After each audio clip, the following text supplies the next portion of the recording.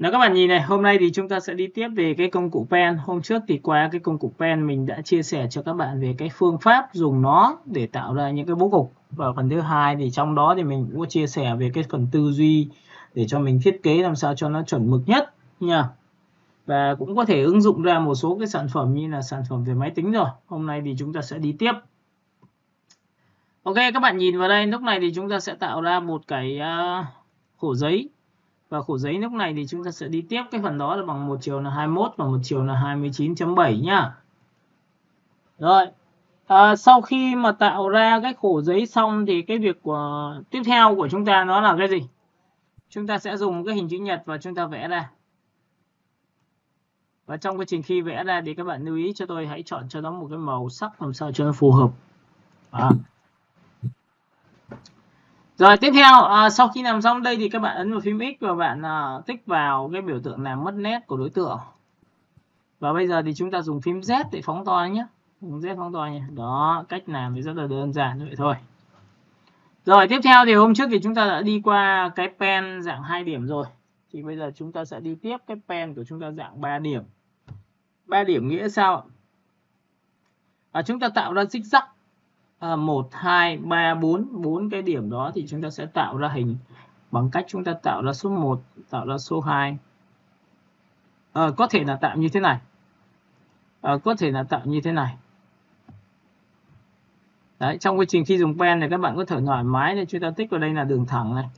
Sau đó thì bạn sẽ tạo ra vệt chéo như thế này chẳng hạn. Sau khi làm xong thì lưu ý một tí đó là gì ạ? Chúng ta thoát lệnh bằng cái nút là ESC ở góc trái của màn hình bên tay phải đấy.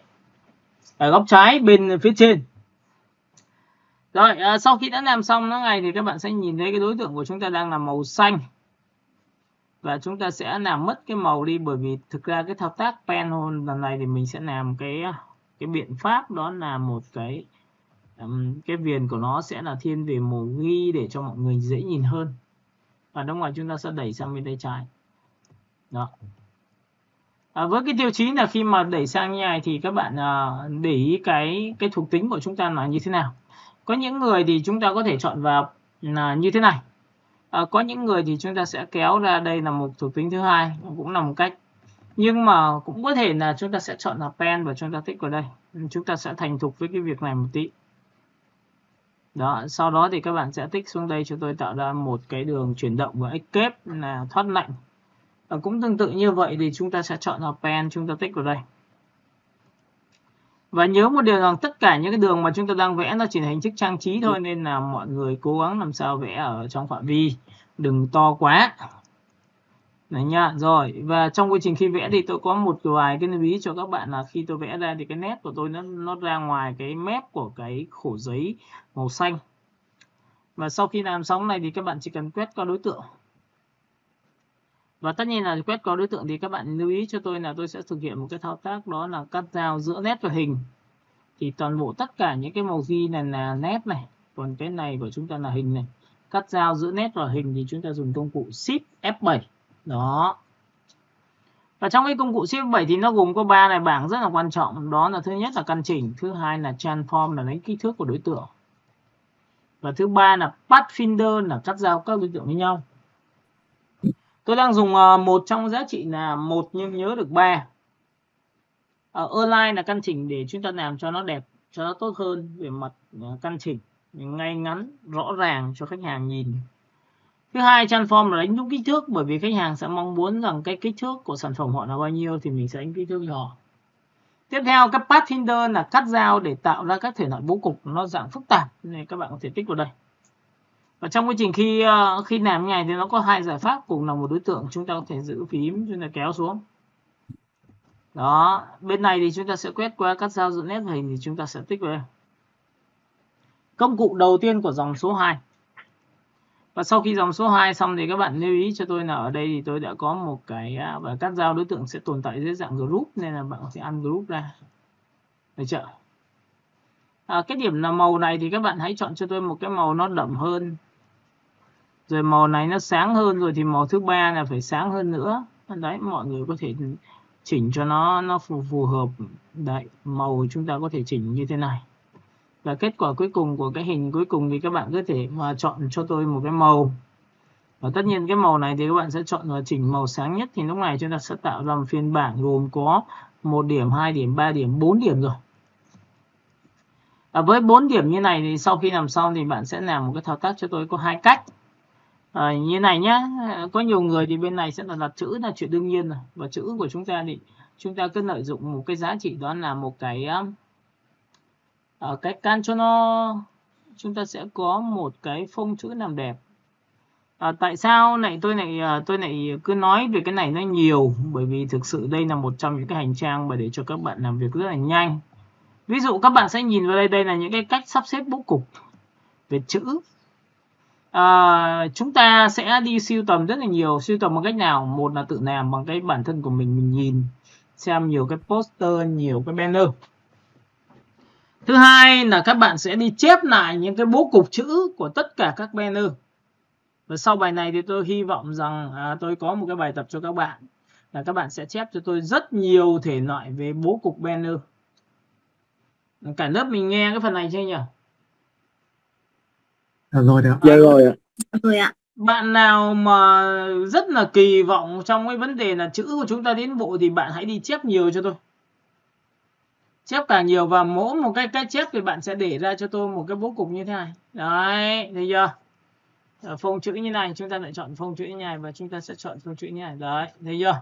Chúng ta có rất nhiều những cái bố cục, và khi có nhiều bố cục rồi thì chúng ta chỉ việc copy paste và đưa sang cái phần thiết kế của chúng ta là xong. Ctrl C.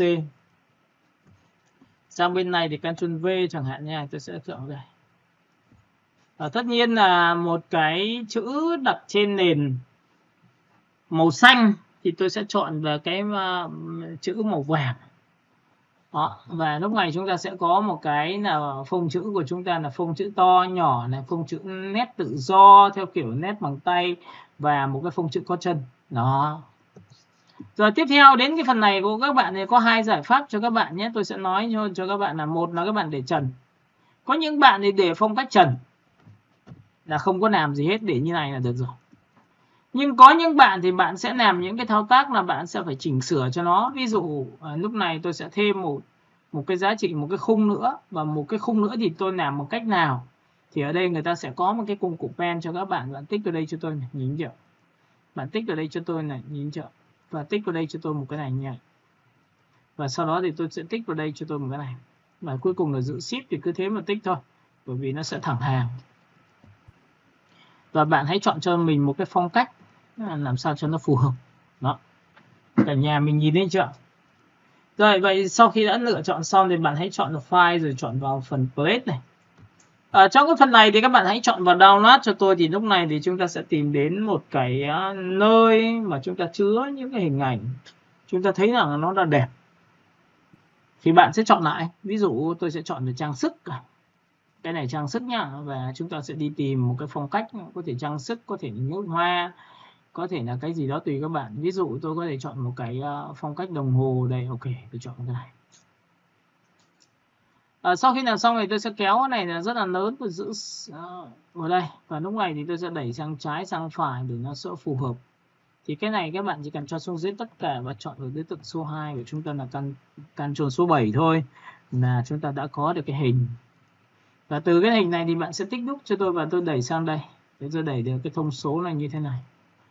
Đây là một trong những cái thông số mà chúng ta lựa chọn. Ví dụ đỏ thì chúng ta có thể đối nghịch với màu xanh, và chúng ta có thể là cái màu viền này. Cái màu viền này thì tôi không nhất thiết phải để màu này nữa, mà tôi có thể để một cái màu vàng y ngắn chỉ ở đây. Đó, thì đấy là giá trị mà để chúng ta có thể căn chỉnh để nó phù hợp. Còn loại thứ hai nữa là khi mà các bạn tạo ra cái hình số 2 cho tôi thì đây. Cái phong cách này thì các bạn hãy chọn cho tôi một cái tên là page. Và chúng ta sẽ chọn một cái gì nhỉ? Chúng ta sẽ chọn vào một cái bài giày nam. Giày nam tôi không chọn nữa, tôi sẽ chọn vào biểu tượng là một cái ổ D.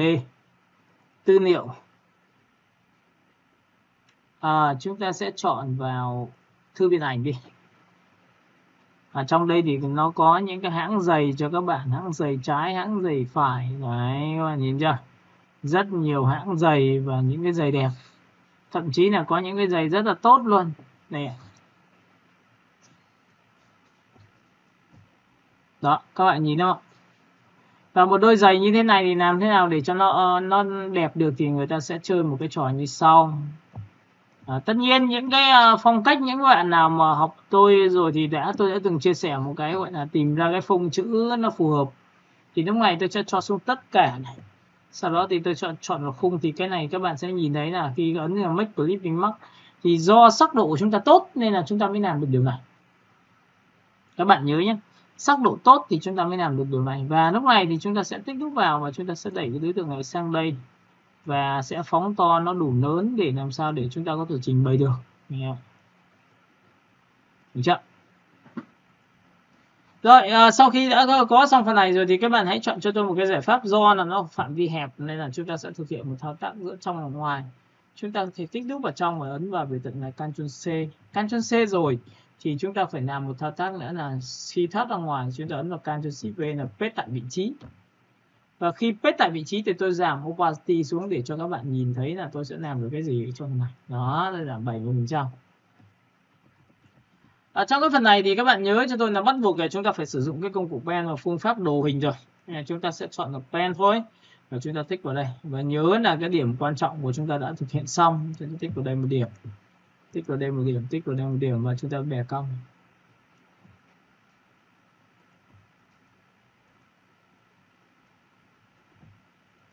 Rồi, ok, tích vào đây. Chúng ta lên đây thôi. Đó. Rồi tiếp tục đến đây thì các bạn sẽ nhìn thấy chúng ta sẽ kéo vào đây. Chúng ta sẽ kéo vào đây.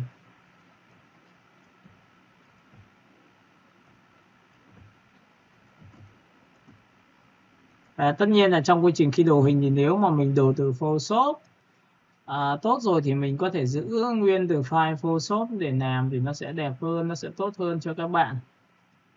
Còn nếu mà chúng ta không đồ hình từ Photoshop thì tất nhiên là chúng ta sẽ phải dùng cái phương pháp là chúng ta sang bên Input và chúng ta đồ hình thôi. Tất cả những tính năng của Photoshop về Input thì nó khá là giống nhau, mục tiêu cuối cùng chỉ để cắt ra và tạo ra bố cục thôi. Đó. Ok. Rồi chúng ta sẽ kéo đây, chúng ta kéo vào đây, chúng ta kéo vào đây, chúng ta kéo vào đây. Và chúng ta sẽ kéo vào đây, chúng ta kéo vào đây. Đó. Tất nhiên là trong quy trình khi đồ thằng Input là khi đồ hình như này và cắt hình như này thì lại có một cái đặc biệt hơn so với Photoshop là cái đường biên của nó khi cho ảnh chui vào thì nó rất là sắc nét hơn là phiên bản của Photoshop các bạn chọn. Đấy là lý do đấy. Rồi ok, chúng ta sẽ chọn vào đây, chúng ta sẽ chọn vào đây. Đó, chúng ta sẽ kéo vào đây. Đó, chúng ta sẽ tích vào đây một điểm, chúng ta sẽ tích vào đây một điểm. Để chúng ta cứ bẻ cong theo là làm sao cho nó hết thì thôi nhé. Đấy, theo như thông lệ bình thường thì đấy tôi lại hơi sai lầm một tí, là đáng nhẽ là cái phần nhô ra thì tôi mới đồ, còn cái phần bên trong thì tôi không đồ, thì tôi lại đồ như này thì có chết không chứ. Đó thì thôi được rồi, đằng nào cũng một công vậy, chúng ta sẽ cắt đến đây. Đó, ok, chúng ta tích đến đoạn này rất là ổn cũng được. Đấy, như tôi đã chia sẻ cho các bạn. Sau khi làm xong thì bạn hãy đổ cho tôi một cái màu. Tiếp theo thì cái hình của dưới của chúng ta thì tôi sẽ để là 100%. Và ảnh dưới khung rồi thì bây giờ làm thao tác là cho ảnh chui vào khung bằng cách là chuột phải chọn vào Make Clipping Mask. Thì lúc này chúng ta đã có một chiếc giày. Các bạn sẽ nhìn thấy chiếc giày của tôi. Và như này thì chúng ta sẽ tạo ra một cái phong cách chữ nó cũng sẽ tốt hơn với phong cách như thế này. Và tất nhiên với cái này thì các bạn sẽ chọn cho tôi những cái màu sắc có thể kéo màu ra được nha. Đó, các bạn nhìn chưa? Có thể là trắng, có thể là xanh, có thể là vàng. Nhưng lúc này thì tôi sẽ chọn hai phong cách thôi. Bạn có thể chọn trắng và chọn ẩm thực thì các bạn có thể chọn y ngắn. Các bạn chỉ ơi cho tôi thì tôi có một cái màu thứ ba thì tôi cũng chọn vào y ngắn, tôi sẽ chọn vào đây là một cái màu nữa, đó là màu trắng. Đó, tôi chỉ để 3 màu thôi. Ok, thì lúc này thì các bạn sẽ nhìn thấy đây là phong cách thứ hai. Phong cách số 1 là chúng ta sẽ để vào trong khung, và phong cách thứ hai là các bạn sẽ để ngoài khung. Rồi cũng tương tự như vậy với phong cách đấy thì các bạn sẽ chọn cho tôi một cái thời trang. Các bạn có thể chọn vào Ctrl C, sau đó thì sang bên này thì các bạn ấn vào Ctrl V. Nhưng trước khi Ctrl V thì tạm thời tôi cứ để tạm đây đã, thấy chưa? Phông chữ mà khi chúng ta ổn rồi thì bạn yên tâm một điều rằng cái việc đặt của chúng ta nó chỉ là một phần thôi, còn làm nhanh tốc độ hay không là do mình đặt thôi. Đó, lúc này thì tôi sẽ chọn màu cam bởi vì đặt trên cái nền này. Còn nếu mà cái này là đặt tên tông tím thì tôi sẽ thay đổi là cái màu này nó sẽ là màu trắng thì nó sẽ nổi bật rất là nhiều. Và tiếp theo là cái nét này thì tôi ấn Shift X để nó trở thành cái giá trị nét trắng của chúng ta. Rồi, trước khi đi đến cái việc cắt dao này thì tôi cũng có thể, tại vì là nó là cái dạng 4 hình, tôi sẽ chọn vào đây, chọn vào điểm này. Và chúng ta sẽ vo góc lại một tí thì trông nó sẽ mềm mại hơn. Nhưng khi vo góc này nó gặp một cái vấn đề là đôi lúc cái đường chuyển động số 1, chuyển động số 2 nó không được đẹp đâu nha. Nên là thường thường cái này tôi sẽ dùng cái phương pháp thủ công, tôi sẽ cầm đây tôi kéo nha. Sau đó thì tôi cầm cái điểm số 2 tôi kéo nha, thì lúc này tôi sẽ kiểm soát được nó trông nó đẹp hơn này. Đấy. Tiếp theo tôi cầm điểm này tôi sẽ kéo nha, nó sẽ chuẩn hơn. Tiếp theo điểm này thì tôi sẽ kéo ngược lại, và cái này thì tôi cũng tương tự như vậy. Đó, các bạn nhìn thấy không ạ? Tôi sẽ kéo, tôi tự làm tất cả những này. Và lúc này chúng ta bắt đầu mới cắt dao giữa nét và hình để cái đường chuyển động của chúng ta trông rất là đẹp. Lúc này chúng ta dùng công cụ Shift F7 và chúng ta sẽ thực hiện phương pháp đó là cắt dao. Và trong phương pháp cắt dao thì các bạn sẽ chọn vào Ungroup giúp tôi, thì lúc này tôi sẽ có một cái màu đậm, màu tím đậm. Sau đó là màu tím nhạt và màu tím nhạt hơn. Đấy, vậy thì với cái phương án như này, sau khi bạn học xong thì chắc chắn là bạn phải tự xây dựng cho mình một cái nền tảng, là mình làm cho ngành nghề gì cũng phải đi tìm tư liệu, chứ cũng không phải là bất cứ ai mà có thể làm được. Vậy thì rơi vào trường hợp này các bạn sẽ nhìn thấy ở đây, nhìn thấy chưa? Vậy làm cách nào bây giờ? Chẳng nhẽ vẽ đây sẵn uốn cong này rất là mệt, nên là tôi sẽ sinh ra một cái trò nữa cho các bạn, đó là chúng ta sẽ tạo ra một cái hình nhỏ hoặc to và có tỷ lệ song song với những cái cạnh chuyển động của các bạn. Ví dụ chúng ta chọn vào object này, chúng ta chọn vào path này,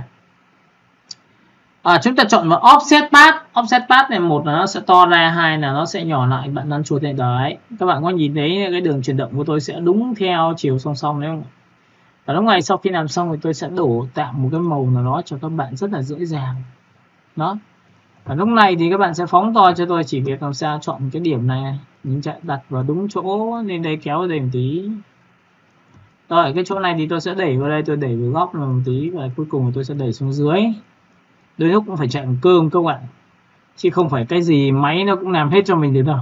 Ok, tôi sẽ cầm tôi kéo được. Nó rất là chính xác. Rồi, sau khi đã làm xong thì cái phần hình này của các bạn thì các bạn có thể làm cho spa, son môi, nước hoa gì đó tùy các bạn. Đấy, nhưng mà tóm lại thì tôi cũng khuyến khích cho các bạn là khi nào phải có một cái giá trị bố cục và chúng ta phải xếp. Đấy, chúng ta phải làm, chúng ta phải thực hiện. Và làm càng nhiều cái này thì sau này các bạn đi làm nó sẽ càng tốt bấy nhiêu. Chúng ta sẽ chọn vào file, rồi chúng ta lại chọn vào phần plate. Sau đó thì các bạn sẽ chọn đến cho tôi phần download. Tất nhiên thì trong phần này thì nó có nhiều những cái ví dụ như hôm trước thì tôi có nói cho các bạn về spa, thì bạn có thể chọn vào mỹ phẩm spa đều được hết nha. Đây là những cái hình của chúng ta sẽ tích lũy vào để chúng ta kiểm tra lại xem là cái hình của chúng ta có đẹp không. Đấy, các bạn nhìn chưa, rất nhiều loại luôn. Và có những sản phẩm là chúng ta chuyển động rồi thì chúng ta sẽ làm đây, background rồi mỹ phẩm này, thấy chưa, rất là đẹp luôn. Và lúc này thì chúng ta có thể chọn một trong hai, trong ba.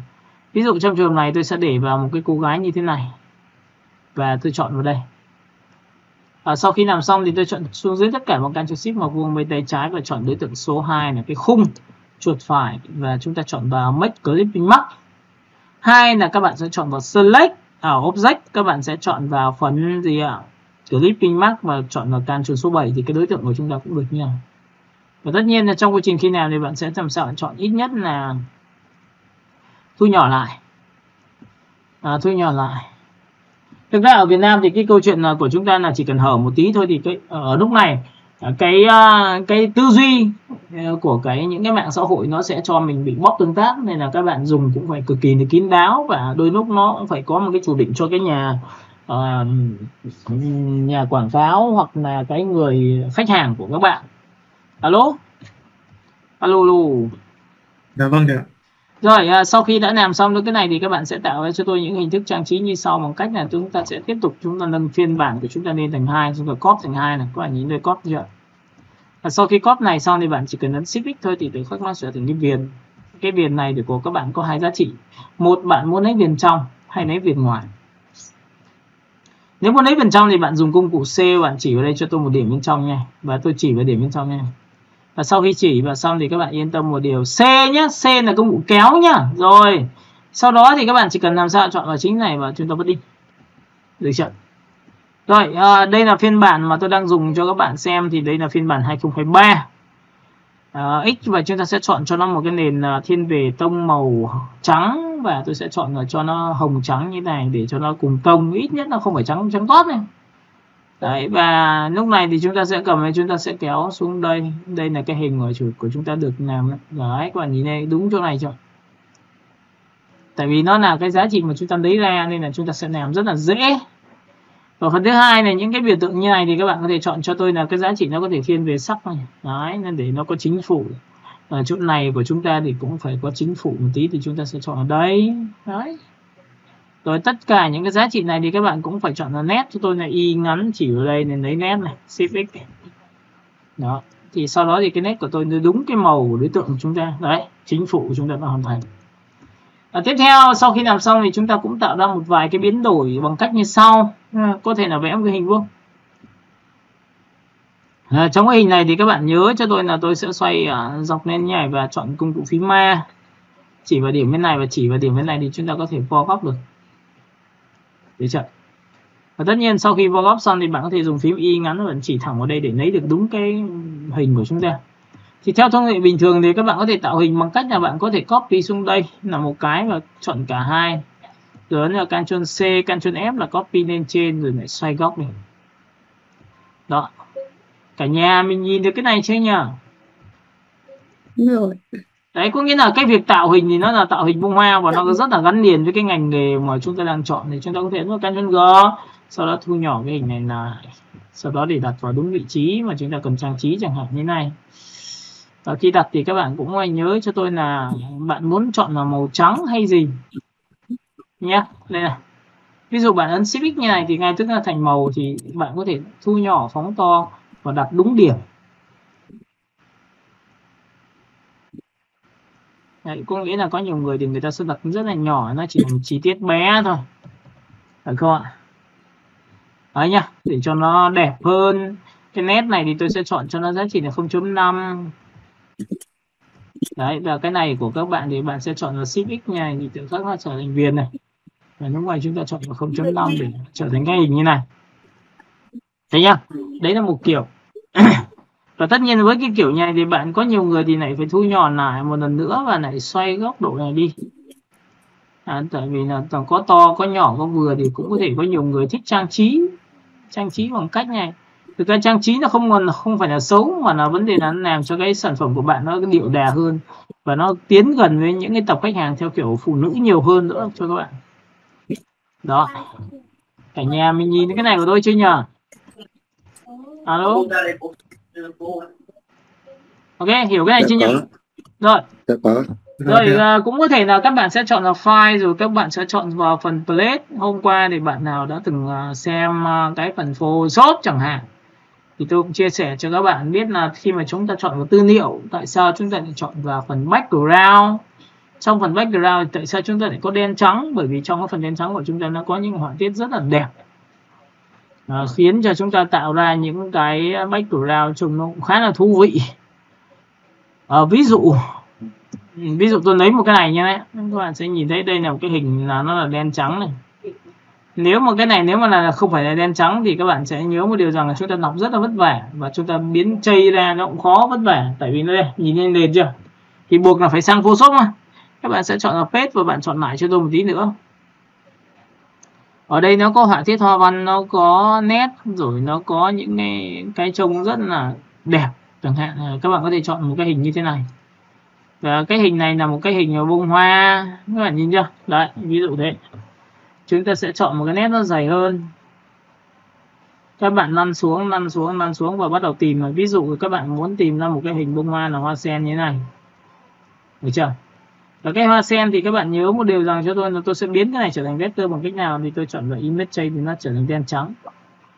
Và khi trở thành đen trắng rồi thì các bạn sẽ nhìn thấy nếu mà chúng ta không làm đầy đủ cái này, các bạn sẽ gặp vấn đề là chúng ta chơi ra nó không ra hình. Nên chính vậy mà giá trị chúng ta là sao? Chúng ta sẽ tích vào cái biểu tượng cái bảng này và chúng ta sẽ tăng giá trị này lên. Thì nó có chi tiết không? Các bạn có nhìn thấy cái này của tôi chưa? Alo? Ok, kéo này lên một tí bởi vì đây là điều chỉnh thông số. Bạn thấy không ạ? Đấy, ngoài ra nếu mà bạn không hiểu được bản chất của cái việc chây ra như thế nào thì làm sao mà chúng ta làm được cái này. Ok, và sau khi mà chúng ta thấy ưng ý với cái hình mà chúng ta chây ra rồi thì chúng ta sẽ làm công việc nó là expand. Và expand xong thì đối tượng là trở thành vector rồi thì bạn chỉ cần làm sao á, ở đây thì nó không biết là có màu trắng không, rất là nhiều màu trắng. Bây giờ tôi chỉ sợ là tôi sẽ làm một cái thao tác. Đây ạ, tôi sẽ chuột phải chọn vào ungroup. Nhìn chưa? Và lúc này các bạn sẽ có cái cung pháo hoa bạn chỉ vào đây. May quá nó không chọn vào những cái nét màu trắng của chúng ta. Và chúng ta xóa đi một cái. Thì lúc này hoàn toàn tất cả những tiêu chí này của chúng ta đặt là gì? Ctrl G. Tôi sẽ chọn cho các bạn xem là tôi đã chọn một cái màu tên là hồng. Đấy, các bạn nhìn chưa? Màu hồng của chúng ta. Đây. Đặt vào đây được không ạ? Đặt vào đây được không? Đấy, có nhiều người ta sẽ trang trí theo cách của người ta cho nó đẹp. Thế nhá, nếu mà trong trường hợp mà các bạn ấn vào tích vào đây mà bạn chọn màu hồng, nhìn chưa? Đấy, mà nó không được. Các bạn có nhìn thấy là chọn không được chưa? Alo? Alo? Đã thấy rồi ạ. Nó không có chọn được. Thì các bạn hãy nhớ một điều rằng nếu rơi vào trường hợp này thì các bạn ấn vào biểu tượng 3 gạch cho tôi. Nha. Nó có một cái biểu tượng cho các bạn là khi bạn tích vào đây và lúc này nó có một cái phần color cho chúng ta. Color là cái bảng palette này, bạn sổ xuống thì ở đây nó có một cái hệ là grayscale, thì bạn đổ màu gì nó cũng thành đen trắng. Nhưng mà chúng ta quay trở về với dạng RGB thì nó thành màu như chúng ta. Ví dụ nhé, tôi cho bạn xem này, tôi chọn màu tím nhé, ấn ok nhé, thì lại trở về đen trắng. Mọi người nhìn đen trắng chưa? Alo? Rồi ạ. Thì cái này của các bạn thì bạn hãy chọn vào cái biểu tượng palette và sổ xuống và chọn cho tôi cái màu đó là RGB. Thì bạn yên tâm một điều rằng màu của chúng ta đúng màu luôn. Nhìn thấy cái màu này chưa? Và sau khi tôi đã chọn là màu xong thì tôi được quyền tôi dịch chuyển sang đây. Tôi sẽ chọn vào cái chữ dáng ngọc, tôi chọn vào đây và tôi chọn một cái nét. Cho nên trên tất cả. Và cái này thì các bạn thì bạn có thể thu nhỏ này để có thể nó không bị ảnh hưởng đến phần chính chẳng hạn. Đấy. Mọi người nhìn thấy chưa? Chúng ta có thể được quyền rất là nhiều thứ trang trí, và có nhiều người là trang trí theo cái đường chuyển động của cái này để lấy ra nó là một cái khung hình của thiết kế của chúng ta, được chưa? Và cái này là vector nhé, các bạn nhớ nhá, nhìn thấy chưa, nó là vector này, đấy, thấy chưa? Rồi tiếp theo này, chúng ta đã đi qua với pen 1, 2, 3, 4 rồi, chúng ta sẽ có những cái pen của chúng ta nó khác biệt nữa. Ví dụ các bạn có thể chọn vào đây cho tôi. Và lúc này thì các bạn hãy chọn cho tôi những cái màu sắc mà các bạn mong muốn. Đây. Pen của chúng ta thì nó có một cái dạng nữa là chúng ta sẽ tích vào biểu tượng. Chúng ta sẽ tích vào đây, chúng ta tích vào đây, và chúng ta tích vào đây là 3 điểm này. Nhưng mà bạn muốn tạo ra một cái tín hiệu thì bạn có thể tạo ra vết chéo escape. Chúng ta tích vào đây vết chéo escape. Chúng ta tích vào đây vết chéo escape. Và chúng ta tích vào đây vết chéo escape. Được chưa? Với cái này thì các bạn có thể thoải mái, thì bạn có thể cắt vào đây cho tôi. Cái này thì các bạn sẽ chọn cho tôi nét của nó sẽ là màu đen nhé. Ví dụ D này nó sẽ trở thành màu trắng và nét đen luôn. Sau khi làm xong cái này xong thì các bạn có thể chọn là pen, rồi bạn tích vào đây, bạn kéo xuống đây. Đấy, thoát ra, bạn tích vào đây, kéo vào đây. Được chưa? Rồi bạn sẽ làm sao? Tích vào đây. Đấy, thấy chưa? Nó rất là nhiều những cái vị trí này. Các bạn có thể tạo ra những cái background nó phù hợp mà mình thấy rằng nó là cái mà bạn đẹp chẳng hạn. Đây. Mọi người có nhìn cái này không nhỉ? Alo? Đã có đấy ạ. Rồi ok, bây giờ thì các bạn xóa thôi. Bây giờ thì các bạn sẽ chọn cho tôi một cái phương pháp là bạn quét qua cả hai giúp tôi. Sau khi quét qua cả hai thì chúng ta dùng công cụ Shift F7 và chúng ta sẽ cắt dao. Thì trong cái phần này khi cắt giao này thì các bạn sẽ nhìn thấy nó sẽ cắt ra thành miếng riêng biệt này, nhìn chưa? Và đối tượng khi cắt thành miếng riêng biệt nó sẽ tồn tại dưới dạng group. Nên các bạn chỉ cần nhìn trên cái bảng của chúng ta, chỉ cần chọn vào đen trắng thì tự khắc chúng ta sẽ tạo ra hiệu ứng như này. Ok, cả lớp mình nhìn thấy cái hiệu ứng này chưa nhỉ? Đã thấy rồi thầy. Rồi, tại vì nó là group nên là các bạn có thể rất là thoải mái bằng cách như sau là bạn vẽ một cái lớp ở dưới, có thể là màu đỏ, màu vàng, màu xanh, màu tím thì nó đều đẹp hết. Nhưng bởi vì là cái biểu tượng này là tôi đang tạo nền cho các bạn xem, tôi cho xuống dưới này. Thì cái hình phía trên của các bạn chính là cái này. Bạn chỉ cần chọn cái hình phía trên và thực hiện thao tác đó là về một cái hiệu ứng đó là multi, là làm đậm màu. Mọi người nhìn thấy đậm màu chưa? Rồi. Với cái biểu tượng này mọi người chỉ cần thay thế cho nó bằng cách là chọn vào 20 thôi thì tự khắc nó sẽ được như này luôn. Đấy, chúng ta có một cái background theo kiểu cũng nhẹ nhàng, cũng có chất liệu. Nhưng cái mà tôi đang làm đó là như thế này. Đấy, các bạn nhìn thấy chưa? Alo, và tất nhiên là khi mà mình làm xong này thì mình sẽ sang một cái biểu tượng. Mình có thể chọn một cái phông chữ Ctrl C, sau đó thì sang bên Inloop thì Ctrl V. Cái này thì các bạn có đến là Ctrl G và chọn vào vị trí này thôi. Và lúc này thì các bạn hãy chọn cho tôi một cái màu, chẳng hạn là màu cam, chẳng hạn màu vàng nha. Đấy, được chưa? Thì bên tay trái nếu bạn muốn thì bạn để trái, còn nếu không thì bạn sẽ để vào đây cho tôi một cái hình của chúng ta như thế này. Cái này là đen trắng nên là mọi người có thể là chọn vào cái dưới, nó thà thích màu gì cũng được. Ví dụ màu xanh thì cái này nó sẽ là màu xanh nhá. Đấy. Các bạn thấy không? Lúc này thì chúng ta tùy ý mà chúng ta làm về thiết kế của chúng ta với dạng bố cục pen là như thế này. Rồi tiếp theo cái công cụ của chúng ta nữa thì chúng ta sẽ làm sao? Chúng ta sẽ vẽ một cái hình và chúng ta sẽ chọn một cái text. Lúc này chúng ta sẽ chọn vào một cái chữ, chẳng hạn thì cái chữ của chúng ta có thể chọn một trong hai. Các bạn có thể được quyền sử dụng những cái thủ pháp để cho nó cái chữ của chúng ta đẹp hơn. Ví dụ, tại sao tôi lại nói cái phần này? Bởi vì là khi chữ của chúng ta biến đổi thì chúng ta có thể chọn vào pen và chúng ta sẽ dùng cái phương pháp là biến đổi chữ trở thành đối tượng thường.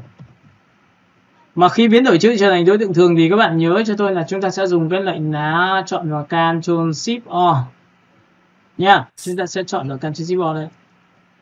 Sau khi Ctrl Shift O xong thì các bạn sẽ chọn cho tôi một cái pen. Chúng ta tích vào đây một điểm và chúng ta sẽ tích vào đây một điểm, nhìn chưa? Sau đó bạn tích vào đây một điểm cho tôi và tích vào đây một điểm cho tôi. Đó. Sau khi bạn đã chọn xong cái phần này thì các bạn sẽ nhớ một điều rằng cho tôi như sau. Đó, các bạn sẽ nhớ là chúng ta sẽ chọn vào đối tượng số 1, chúng ta chọn vào đối tượng số 2 và chúng ta chọn vào công cụ Shift F7. Và lúc này thì các bạn sẽ nhìn thấy cái phương pháp cắt thì chúng ta sẽ cắt mất hình. Đây là hình phía trên, tích vào đây. Trong trường hợp này thì đối tượng của chúng ta vừa convert rồi và nó sẽ không phải là một đối tượng. Nên mình sẽ phải tách ra, mình chỉ cắt giao giữa cái miếng hình này là một màu khác. Và màu thứ hai là màu của chữ R thôi. Tôi tích vào đây. Đó thì các bạn sẽ nhìn thấy cái chữ R của chúng ta trông nó sẽ làm sao. Ok. Các bạn thấy không ạ? Alo. Có đấy ạ. Đấy thì cái này nó chính là một cái giải pháp cho việc là sau này mình tạo hình rồi mình làm về thiết kế logo thì cái này rất là dễ dàng. Và sau khi làm xong này thì mình được quyền chọn lựa cho nó một cái giải pháp là cũng có thể là như từ đây. Có nhiều người ta nối vào đây. Có những người thì người ta sẽ làm sao, người ta sẽ kéo vào đây và người ta sẽ cắt bỏ cái phần này cũng là chữ O. Nếu không thì người ta sẽ đẩy sát lại thì nó sẽ tạo ra cái kết cấu. Đó, các bạn nhìn chưa? Có nhiều lúc với cái chữ E này các bạn sẽ thấy rằng là nhiều người ta làm rất là hay. Hay chỗ nào? Người ta chỉ cần chọn vào cái công cụ pen. Người ta tích vào đây một điểm, người ta tích vào đây một điểm. Được chưa? Và sau khi mà chọn xong này xong thì các bạn sẽ nhìn thấy đây là nét và đây là hình. Chúng ta sẽ cắt giao giữa nét và hình thì tôi sẽ ấn vào đây. Công cụ đầu tiên của dòng số 2 và chuột phải chọn vào Ungroup. Đối tượng này chúng ta sẽ vứt đi và lúc này chúng ta chữ E chúng ta đã có một hình thức nha.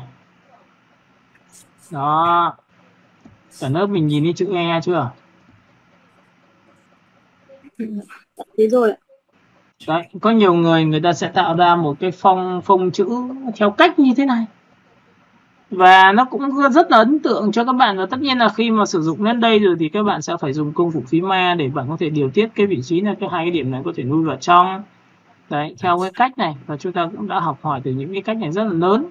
Sau đó cũng có thể từ điểm này bạn nối sang bên này thì bạn sẽ làm sao? Đó, ví dụ thế. Có rất nhiều cách để mình làm. Và mình làm thế nào để cho nó hợp lý và tự nhiên nó tạo ra một cái kết cấu cho mình thôi. Thì cái công cụ pen nó có thể cắt đi một phần của cái chữ. Nhưng đôi lúc cái chữ của chúng ta nó có thể làm một cái hình khác. Ví dụ chúng ta sẽ chọn một cái hình như thế này.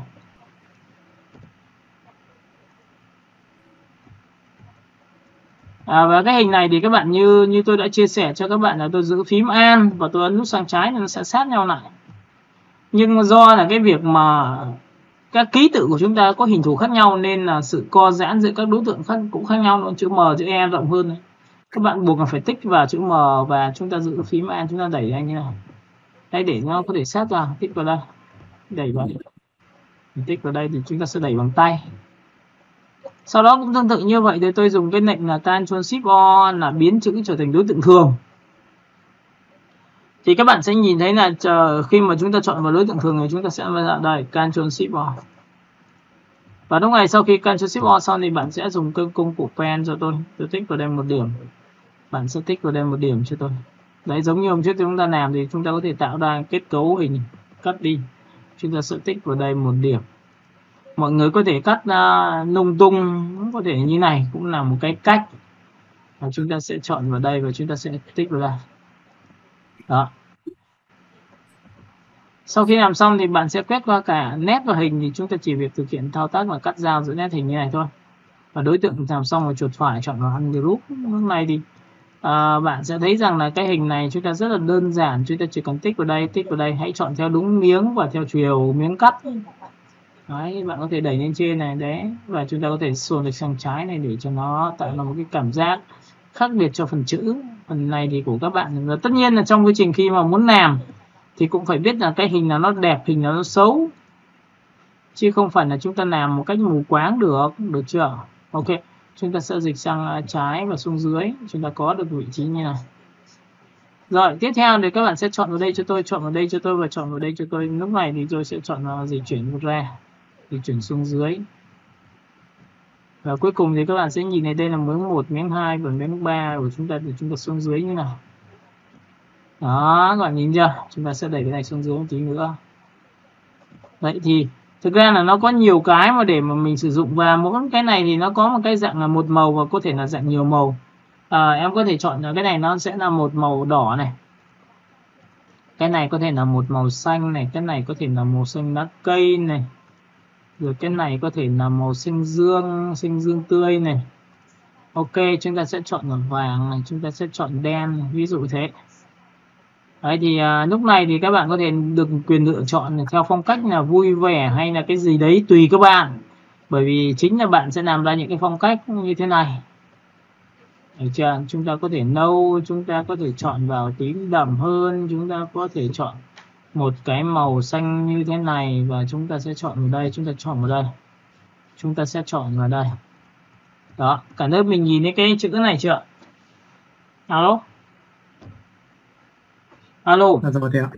Dạ rồi ạ. Và tất nhiên là trong quá trình khi mà các bạn sẽ nhìn thế này cho tôi thì lúc này rồi ạ. Ok, thì mà các bạn nhớ một điều rằng là sau khi đến cái phần này thì chúng ta sẽ tự làm ra những cái phiên bản của chúng ta nó có những cái hình thù. Và như tôi đã chia sẻ cho bạn biết là cái việc mà tạo ra một cái hình thù cho một cái thiết kế nó rất quan trọng. Các bạn có thể cầm cả đối tượng là màu này, bạn vất một phát vào trong chất liệu cho tôi thì nó đấy có chất liệu rồi. Sau khi chất liệu xong thì các bạn có thể tạo ra một cái background cho một cầu thủ. Ví dụ như đây là một cái cầu thủ, chúng ta sẽ chọn vào đây. Chúng ta hãy chọn cho nó một cái màu cờ sắc áo. Chúng ta copy Ctrl+C và Ctrl+F và đẩy từ trái qua phải. Đấy, cái này thì các bạn hãy chọn cho tôi một cái chất liệu như thế này. Đấy, các bạn có nhìn thấy cái chất liệu của tôi như này chưa? Đó, và chất liệu này thì các bạn sẽ dùng cái phương pháp làm sao tích đúc vào và chúng ta được quyền xoay cái việc vật liệu đi. Ví dụ chúng ta có thể chọn xô lệch. Chúng ta sẽ chọn vào vị trí là copy, ví dụ quét qua đây thì ấn vào thu nhỏ lại như này. Đó. Và sau khi làm xong thì bạn sẽ nhìn thấy đây là một cái chất liệu của tôi. Và chúng ta sẽ ấn vào phím R để chúng ta có thể xoay được vật liệu đó theo cái ý mong muốn mà của chúng ta làm đây. Chúng ta sẽ xoay nha. Quên mất chúng ta chưa ấn vào đối tượng nên là nó không nhìn được. Đây, đối tượng tích nút vào L, chúng ta bỏ về transform object và chúng ta giữ shift, chúng ta ấn nút lên trên. Thấy chưa? Đây là chất liệu. Sau khi đã có chất liệu xong thì chúng ta ấn vào S để chúng ta tích nút vào đây để có thể là thu nhỏ lại transform object rồi. Chúng ta sẽ thu nhỏ lại. Đấy, ví dụ đây là những cái bài về chất liệu của chúng ta. Và sau khi chúng ta làm xong, chúng ta có thể tích nút vào thì những cái này thì như tôi đã nói cho các bạn biết là bạn quét qua Ctrl C, Ctrl F của chúng ta sẽ đẩy cái đối tượng này sang cái này. Và cái này thì các bạn chỉ cần thu nhỏ lại. Thu nhỏ lại cực kỳ nhỏ nhé, bạn sẽ đẩy lên đây cho tôi. Cái này bạn chỉ cần gõ là 50% thôi vì câu chuyện của chúng ta đã khác rồi. Đúng không ạ? Và chúng ta tích nút ra, chúng ta quay trở lại với cái thuộc tính này. Cái màu này của các bạn thì bạn có thể đặt trên nền trắng. Ví dụ như là cái màu này tôi sẽ để vào đây. Tôi sẽ ấn vào Ctrl C, Ctrl S và chúng ta sẽ đẩy cái này sang đều một tí. Một là em sẽ để này màu đen. Hai là Ctrl C em sẽ đổi màu trắng. Đấy, tùy theo tính chất của các bạn. Và sau khi đã làm xong này thì bạn chọn file, rồi bạn chọn vào phần palette, rồi bạn chọn vào một cái ổ, rồi bạn chọn vào Nika. Đấy, ví dụ bạn quảng cáo cho hãng giày thì có thể làm một cái background như vậy, sau đó cho cầu thủ vào thôi. Đấy. Rất là nhiều kiểu để mà chúng ta có thể lựa chọn cho cái việc giải pháp về thể thao của chúng ta. Tất nhiên là trong cái quy trình khi mà làm cái giải pháp cho thể thao thì có những cái như tôi đã chia sẻ cho các bạn rồi là chúng ta có thể dùng cái biểu tượng của Elite của chúng ta vẽ ra. Cái này các bạn sẽ chọn vào phần Effect, chọn vào Blur, chọn vào Gaussian Blur thì tự khắc nó nhòe cho các bạn. Đó, rồi. Sau khi đã làm nhòe xong thì bạn bóp bẹt lại cho tôi và thực hiện thao tác sao đặt vào đây. Do là cái hình của chúng ta là màu ghi, màu đen và màu ghi như này. Chúng ta muốn rằng là nó hòa trộn được thì chúng ta chọn vào multi như này, tự khắc nó sẽ được như này luôn.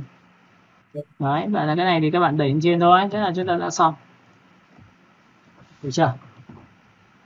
Còn để muốn tạo ra những cái hiệu ứng hoặc như nào nữa thì các bạn rất là dễ, là đây chất liệu này. Rồi. Các bạn sẽ tích nút vào đây và xoay nữa cho tôi. Bỏ phần transform object đi. Đấy, xoay như này. Hay xoay như này nữa. Đấy, thấy chưa? Và các bạn cũng nhớ một điều rằng là chỉ cần search những cái biểu tượng chữ là light, ánh sáng, sau đó chúng ta search vector thôi thì ngay tức là chúng ta sẽ tìm được rất nhiều những cái hiệu ứng có sẵn. Đây, ví dụ Ctrl trong phần này thì tôi chia sẻ cho các bạn lệnh một vài cái như là AI, sau đó thì chúng ta sẽ có giáo trình, chúng ta có thư viện. Các bạn sẽ nhìn thấy phần thư viện, tư liệu thiết kế, và trong tư liệu thiết kế đây là những cái ánh sáng ở trên mạng. Cái này thì các bạn sẽ tìm rất là nhiều chỗ luôn. Bạn có thể tìm chỗ nào cũng được. Và cái này là ứng dụng cho mỹ phẩm, và ứng dụng cho cái gì đó tùy các bạn. Đây là file nó có sẵn rồi, các bạn chỉ cần bật lên thôi. Ấn OK. Và các bạn sẽ nhìn thấy là cái đường line này nó làm lên từ những cái biểu tượng về mét. Thì lúc này chúng ta sẽ bỏ cái tấm lưới này đi bằng cách là chuột phải chọn ungroup. Tất cả những đối tượng mà trên mạng nó lấy vào một, nó trong phần này. Các bạn có nhìn thấy cái này chưa nhỉ? Alo? Và cái này tôi cũng chia sẻ cho các bạn biết là không phải tự nhiên mà chúng ta sử dụng được cái này ngay đâu, bởi vì là chúng ta không hiểu gì về cái nền tảng của đối tượng của chúng ta nhé. Nhìn là chuột phải này, cho ungroup ra, và tiếp theo nữa này, nhìn đi nhá. Cái đối tượng này nó sẽ tồn tại trong phần là Ctrl số 7. Nên là các bạn sẽ nhìn thấy đây là cái hình của chúng ta xóa đi. Và bây giờ nhiệm vụ của chúng ta là quét qua tất cả cái này của Ctrl C. Ctrl C hoặc là Ctrl G trước đi, rồi đến Ctrl C sau thì các bạn sẽ sang bên cái phần này, các bạn đưa vào đây. Thì bạn sẽ gặp một cái vấn đề. Mọi người có nhìn thấy cái vấn đề này chưa? Alo?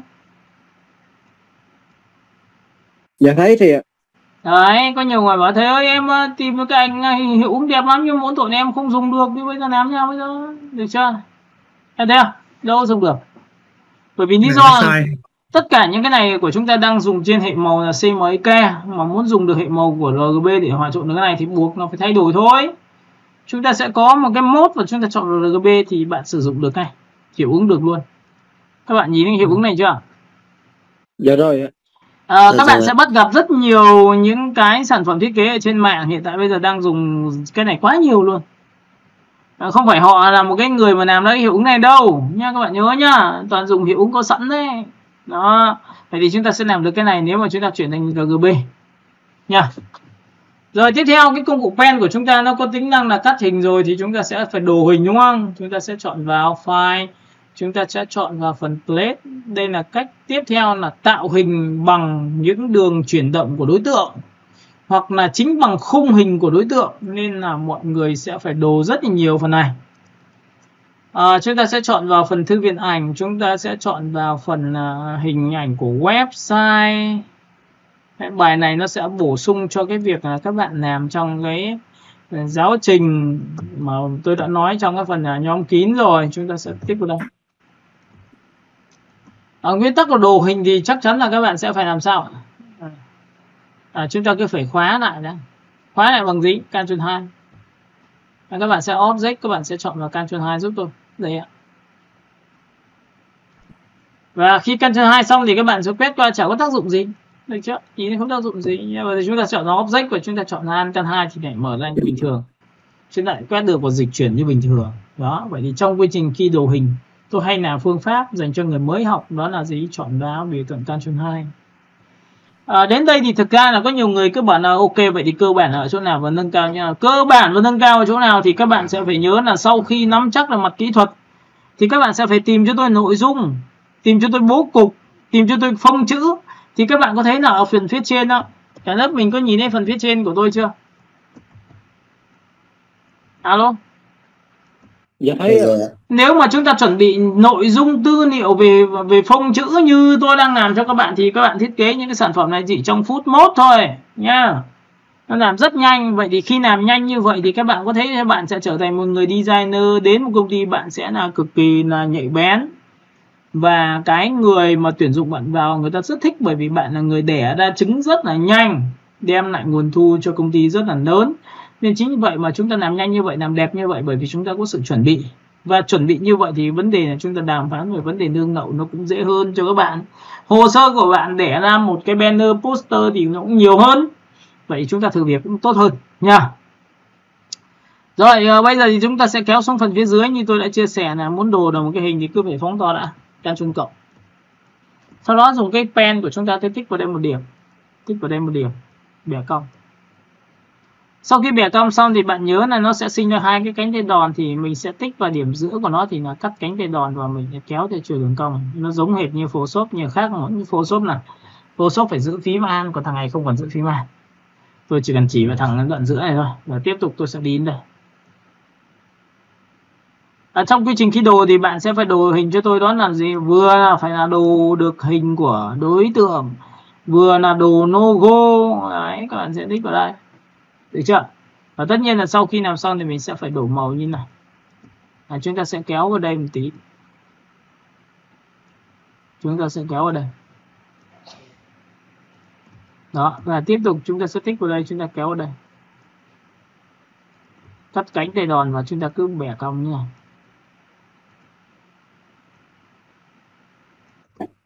Rồi, tích vào đây. Tiếp theo chúng ta sẽ tích vào đây.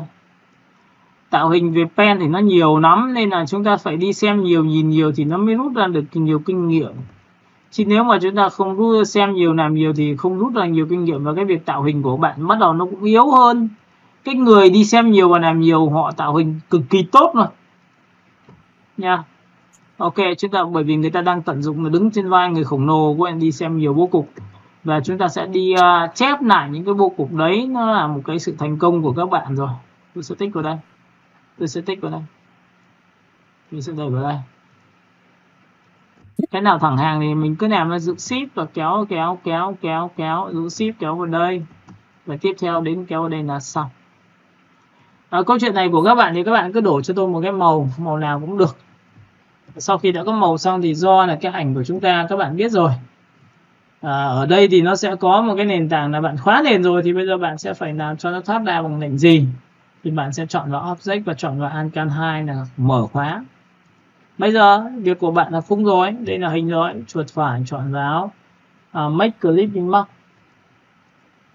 Sau khi đã chọn xong cái này xong thì bạn sẽ thu nhỏ lại thì cái hình của bạn sẽ được như này. Thì hồi xưa thì cách đây rất nhiều năm người ta có một cái loại kem đánh răng hoa cúc chẳng hạn, người ta có thể kéo ở đây như này, PS hoa cúc, mọi người có thể chọn nền xanh.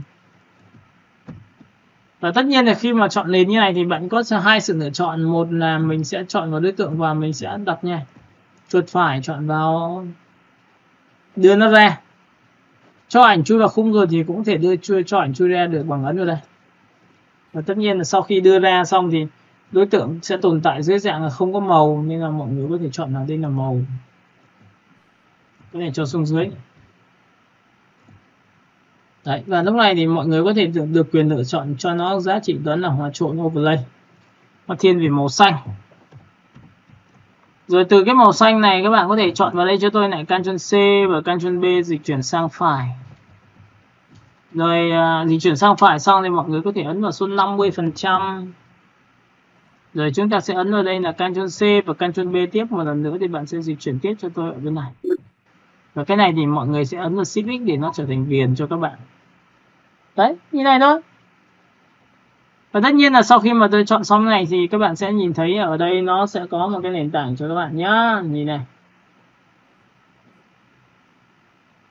Ok, và lúc này chúng ta sẽ trở về nét đứt. Chúng ta đã học rồi. Chúng ta tiếp tục chọn cho nó một giá trị về biểu tượng nét đứt như thế này. Và nét đứt càng cái vị nét đứt này là rất thô, bởi vì là do là cái khoảng cách giữa các nét nó bị lớn quá. Nên là bạn sẽ có ở đây cho tôi số 2. Thì cái nét của chúng ta nó sẽ đẹp hơn rất là nhiều. Đó. Và nếu cái nét này chưa đủ độ mà nó sáng thì bạn có thể tăng lên 100% để nhìn nó sáng hơn. Được chưa?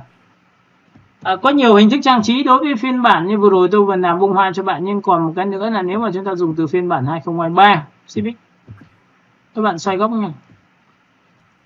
Bạn sẽ cầm điểm này 1 và điểm này 2 và chúng ta sẽ kéo lại thì nó sẽ được nha. Sau khi kéo xong thì trên cái phiên bản 23 nó có tính năng mới. Tính năng mới thì các bạn có thể chọn vào object này, ở đây nó sẽ có lệnh cho các bạn rồi. Radian là cái việc mà chúng ta xoay tích lên vẫn nó sẽ tạo vết xoay cho các bạn. Nhìn thấy không? Alo, cả lớp mình nhìn cái này chưa nhỉ? Dạ rồi ạ. Mình không có tính năng này thì mình vẫn tự xoay được, chứ chả nhất thiết phải là có tính năng này, đúng không ạ? Các bạn sẽ nhìn thấy đây là điểm xa và điểm gần, thì ví dụ đây là xa này, được chưa? Và chúng ta có thể được quyền chọn lựa cho nó là bao nhiêu giá trị. Ví dụ chúng ta sẽ cầm vào đây, được chưa? Và chúng ta sẽ cầm cái điểm này, chúng ta sẽ kéo lại ít hay nhiều của chúng ta, được chưa? Đấy nhá. Các bạn sẽ nhìn thấy đây là số cạnh này, đây là nhiều hay ít, 4 cạnh, 5 cạnh, 6 cạnh, 7 cạnh. Đấy, ví dụ như này, đây là một hình thức trang trí. Và sau khi mà chọn xong này, bạn chỉ việc chọn vào overlay và như thế này thì tôi đã có một cái hình mới. Hình mới thì bạn sẽ đặt vị trí đây là hình số 1.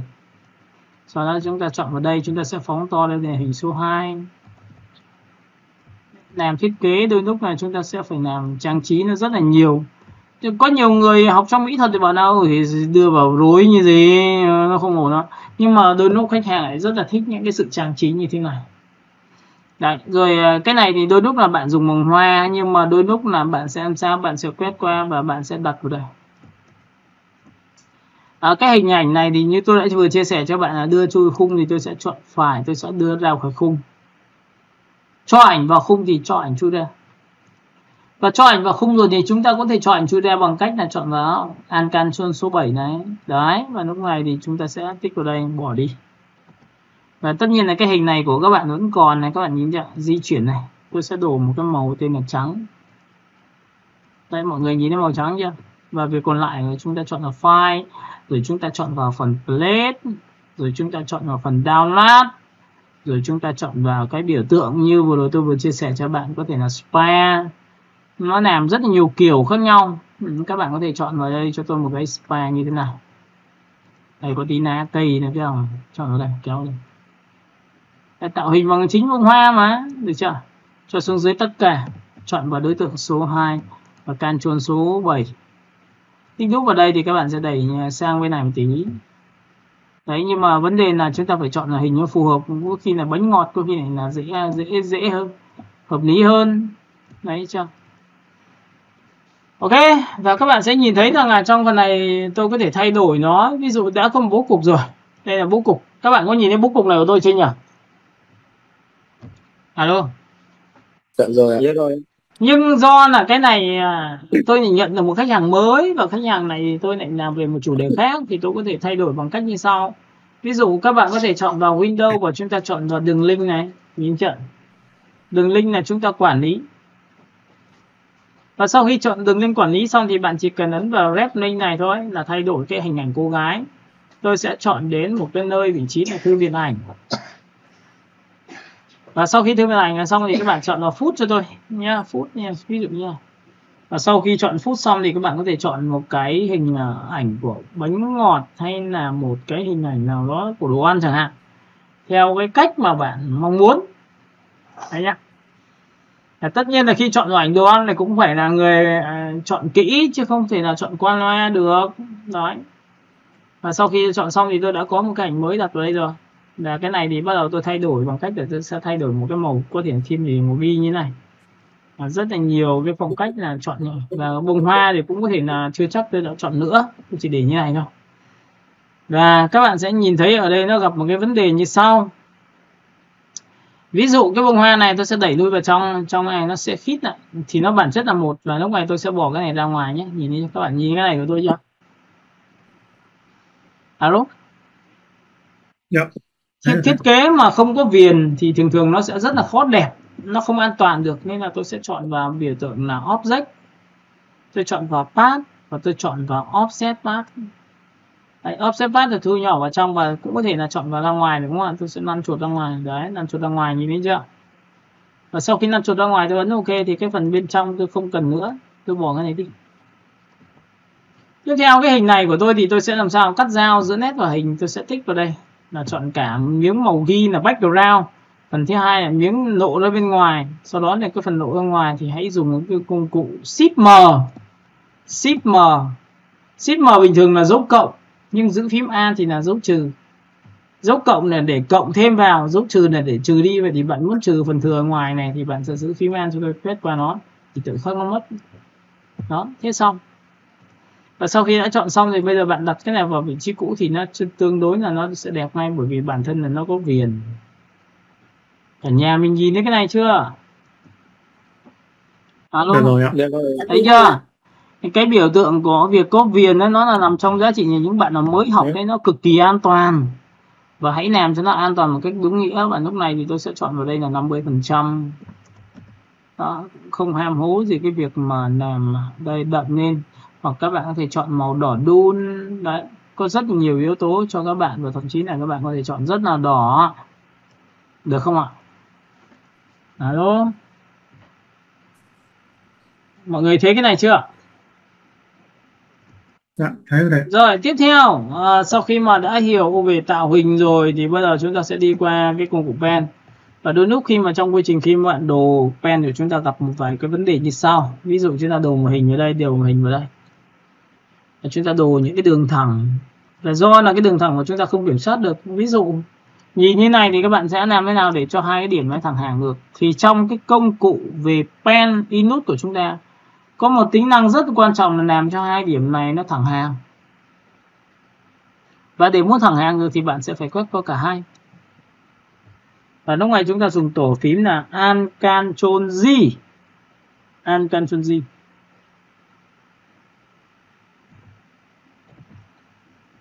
Và với Alt Ctrl J như này thì các bạn sẽ nhìn thấy horizon là theo chiều nằm ngang, vertical là theo chiều nằm dọc, và both là biến thành hai điểm thành một điểm đấy. Bạn ấn vào đây cho tôi, đầu tiên thì ngay tức hai cái điểm này sẽ thẳng hàng.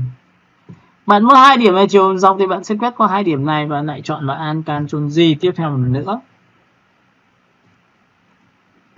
Và tiếp theo nữa thì các bạn sẽ nhìn này, tôi sẽ làm lốt cái phần này Alt Ctrl J và chọn vào đây là dọc.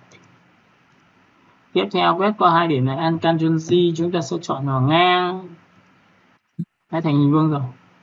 Và tiếp theo hai điểm nữa này, tôi muốn biến hai điểm trở thành một điểm ở trung điểm của nó. Hai điểm hay là 3 điểm hay là 4 điểm trở về trung điểm của nó thì chúng ta chọn vào quét qua điểm đó và Alt Ctrl J. Điểm giữa này, em ra đây. Nhìn chưa? Các bạn có biết là những cái đầu mục như là địa chỉ điện thoại, email hay cái gì đó thì người ta hay làm những cái biểu tượng như này không? Đây cho các bạn xem. Đây ạ. Cả nhà mình nhìn thấy cái này chưa? Dạ rồi ạ. Ok. Theo thông lệ bình thường thì tôi chia sẻ cho các bạn biết là người ta có rất nhiều cách. Một là người ta sẽ vẽ một cái ô như thế này, có đúng không? Và sau đó thì người ta sẽ kéo xuống đây là cái thứ hai, Ctrl D, Ctrl D, Ctrl D. Đấy, đúng không? Các bạn hiểu cái này chưa? Alo? Vâng, hiểu rồi. Nhưng đôi lúc là khi mà tôi muốn tạo ra một hình tam giác làm bằng cách nào thì người ta chỉ cần chọn vào điểm số 1, chọn vào điểm số 2, ấn vào Alt Ctrl G và chọn vào vị trí này, đúng không? Biến hai điểm này trở thành một điểm. Đó. Và sau khi trở thành một điểm xong thì thu nhỏ nó lại một tí, bị ship nhé. Và kéo bẹt nó vào một tí được không ạ? Và lúc này thì chúng ta sẽ đưa về cái vị trí này một điểm. Chúng ta sẽ copy đây là điểm số 2 này. Giữ phím Alt copy điểm số 3 này. Giữ phím Alt copy đây là số 4 này. Tiếp theo giữ phím Alt thì copy vào đây là điểm số 5 này. Được chưa? Alo? Cả nhà mình nhìn thấy cái này chưa ạ? Được rồi ạ. Vậy thì khi mà mình làm như này thì khách hàng sẽ biết là đây là mỗi một cái này là một dịch vụ của chúng tôi. Và như vậy thì sẽ rất là hợp lý cho việc mà chúng ta chọn theo cái gói nào mà tôi mong muốn. Đó, ví dụ thế. Rồi, tiếp theo, vậy thì tiếp theo cái công cụ pen của chúng ta nó có cái gì nữa là cái phương pháp là khi bạn vẽ ra một cái điểm này và bạn biến đổi cho nó.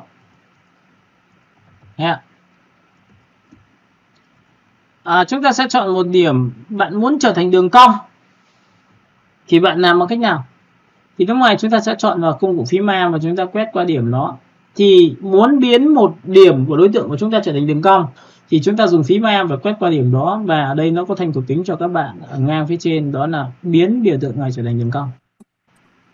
Rồi, và khi trở thành đường cong rồi thì bạn uốn lên trên như này hay là xuống dưới như này thì đều giá trị là của mình hết. Ok, cả lớp mình nhìn thấy cái này chưa nhỉ? Alo? Vâng, thế rồi ạ. Rồi, cũng tương tự như vậy thì bạn sẽ quét qua bên này thì bạn sẽ lại tạo ra đường cong như này. Bên này bạn lại cầm điểm cánh tay đòn lên trên và xuống dưới rất là dễ dàng. Bởi vì khi mà mình hiểu được bản chất như này thì chúng ta mới làm ra một cái thao tác như sau là để tạo hình cho nó bằng cách nào. Đó. Thì có nhiều người thì người ta bảo là cong như này được rồi. Cong như này được rồi. Nhưng tôi muốn hai cạnh bên này trở về đường thẳng thì bằng cách nào? Thì các bạn nhớ cho tôi là cái công cụ phím A nó sẽ có tính năng là cầm cái điểm của cái cạnh đường cong đó đưa về điểm xuất phát thì ngay tức nó sẽ trở thành đường thẳng. Tích vào đây trở về đường thẳng.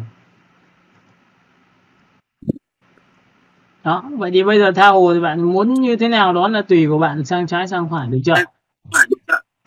Rồi, tiếp theo bạn cũng có một cái hình vuông như thế này. Bạn rất là mong muốn là cái biểu tượng này biến thành đường cong, nhưng cái này cong lên thì cái này tôi muốn là nó phải là cũng cong lên nút như này thì có cong được không? Ở đây cũng cong như này không được. Thì bạn nhớ nha, để muốn điều chỉnh một cạnh có một đường cong thì phải giữ phím Alt, cầm cái cạnh đó và đưa vào như này. Đó. Và sau khi đưa vào xong rồi bạn có thể thoải mái dùng được rồi thì bạn sẽ làm sao chỉnh làm sao cho nó phù hợp. Được chưa? Ví dụ như này thì chúng ta có thể chọn vào đây. Tại sao chọn vào đây? Bởi vì là lúc này chúng ta có thể thiết kế ra một cái logo dành cho việc là cái tổ yến chẳng hạn. Chúng ta sẽ chọn vào đây. Và cái này tôi muốn cái này cong nên tôi giữ phím Alt và tôi cái bẻ cong như này, được chưa? Tôi cầm điểm này tôi có thể chim hải âu mà. Ok, giữ phím Alt tôi kéo này được không? Đó, cả lớp mình nhìn thấy cái này chưa nhỉ? Được rồi ạ. Rồi, và từ đây chúng ta sẽ copy vào đây và chúng ta lại thu nhỏ ở đây. Chúng ta sẽ có một cái thứ hai, sau đó có một cái thứ ba chẳng hạn như thế này. Và tất nhiên là mỗi một cái thì các bạn có thể tạo ra sự xoay chuyển của cái việc mà hình của chúng ta đi. Đấy, còn xoay chuyển như thế nào đó, tại sao lại xoay chuyển thì chúng ta sẽ tính sau.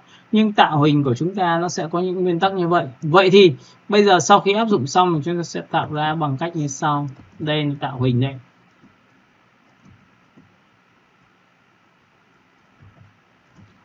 Lúc này sau khi đến đây xong thì các bạn sẽ nhớ cho tôi là tôi ấn vào biểu tượng là Ctrl C và Ctrl F là copy từ trái qua phải và đẩy sang phải như này.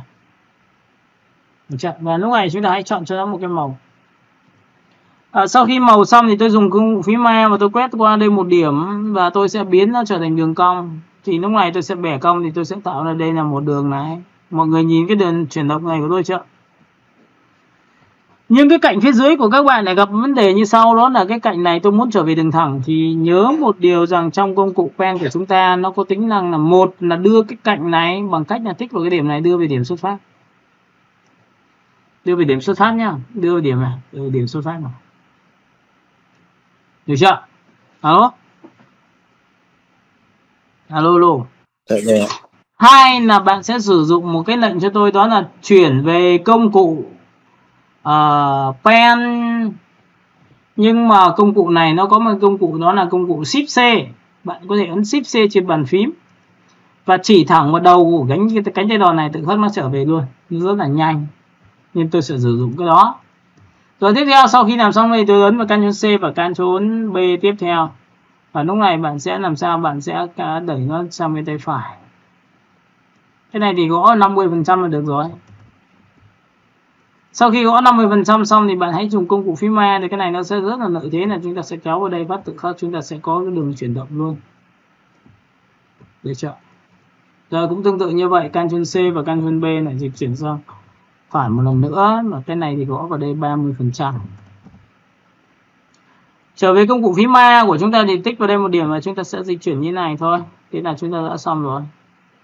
Tạo hình của chúng ta có thể là đường cong đơn. Tiếp theo nữa thì các bạn sẽ chọn vào đây cũng là cái đường cong như vừa rồi, nhưng mà chúng ta sẽ tạo hình bằng cách này. Ctrl C, Ctrl F là copy lên trên đối tượng gốc và chọn vào đây. Cũng tương tự như vậy thì chúng ta sẽ chọn vào công cụ lá, chọn vào phím A, tôi tích vào đây một điểm. Tôi sẽ chọn vào đường cong và tôi tích vào đây một điểm, tôi sẽ chọn vào đường cong. Thì với đường cong này tôi ấn vào Shift C và tôi tích vào cái cánh tay đòn của chỗ này thì tự khắc mất, và chỗ này cũng tương tự như vậy thì chúng ta phải trở về phím A, tích vào đây, Shift C nha, tích vào đây. Sau khi làm xong thì bạn được quyền lựa chọn là kéo này ra bên ngoài và cái này đẩy vào trong. Và lúc này chúng ta sẽ tạo hình bằng cái công cụ là lượn sóng. Lượn sóng thì có nhiều kiểu, có một cái lượn sóng như này. Hay là chúng ta sẽ copy vào đây và chúng ta sẽ có hai sự lượn sóng bằng cách là tôi sẽ tích vào đây mà chọn màu xanh, và cái này thì tôi sẽ chọn màu sáng, màu trắng. Thì cái này của các bạn nhé, các bạn có thể ấn vào pen cho tôi, thì có loại pen là pen cộng là thêm điểm. Pen cộng chính là phần này này, đó, và pen trừ này, pen cộng là thêm điểm thì bạn chỉ cần tích vào cái cạnh là tự khắc thêm một điểm. Và trừ thì chúng ta sẽ ấn vào pen trừ là P trừ, ấn vào đây thì tự khắc nó sẽ bớt một điểm. Vậy thì thêm điểm và bớt điểm để làm gì? Thì chúng ta sẽ tạo ra những cái bố cục mới thôi. Các bạn có thể tạo vào đây và có thể là uốn lượn cho nó đẹp hơn chẳng hạn. Thì trong trường hợp này tôi sẽ cầm nó kéo đầy một tí, các bạn nhìn nhá, uốn lượn. Đó, nó có thể tạo ra một bố cục như thế này. Cái đường này tôi sẽ kéo xuống đây và đường này tôi sẽ kéo vòng lên đây như này. Tất nhiên là cũng có thể là tôi sẽ đẩy lui vào trong đây và tôi tự biến đổi những cái bố cục làm sao cho nó hợp lý. Ví dụ như chỗ này thì được rồi, nhưng chỗ này nó hơi bị thấp quá, tôi là thêm điểm đây, P cộng. Và sau khi P cộng xong thì tôi sẽ phải làm thao tác tôi kéo đây. Đấy, thì cái đường chuyển động thì các bạn sẽ nhìn thấy là ở trong nó bắt đầu nó cũng mềm mại hơn và nó tự nhiên nó tốt hơn cho cái ý đồ của các bạn về thiết kế bố cục. Đúng không ạ?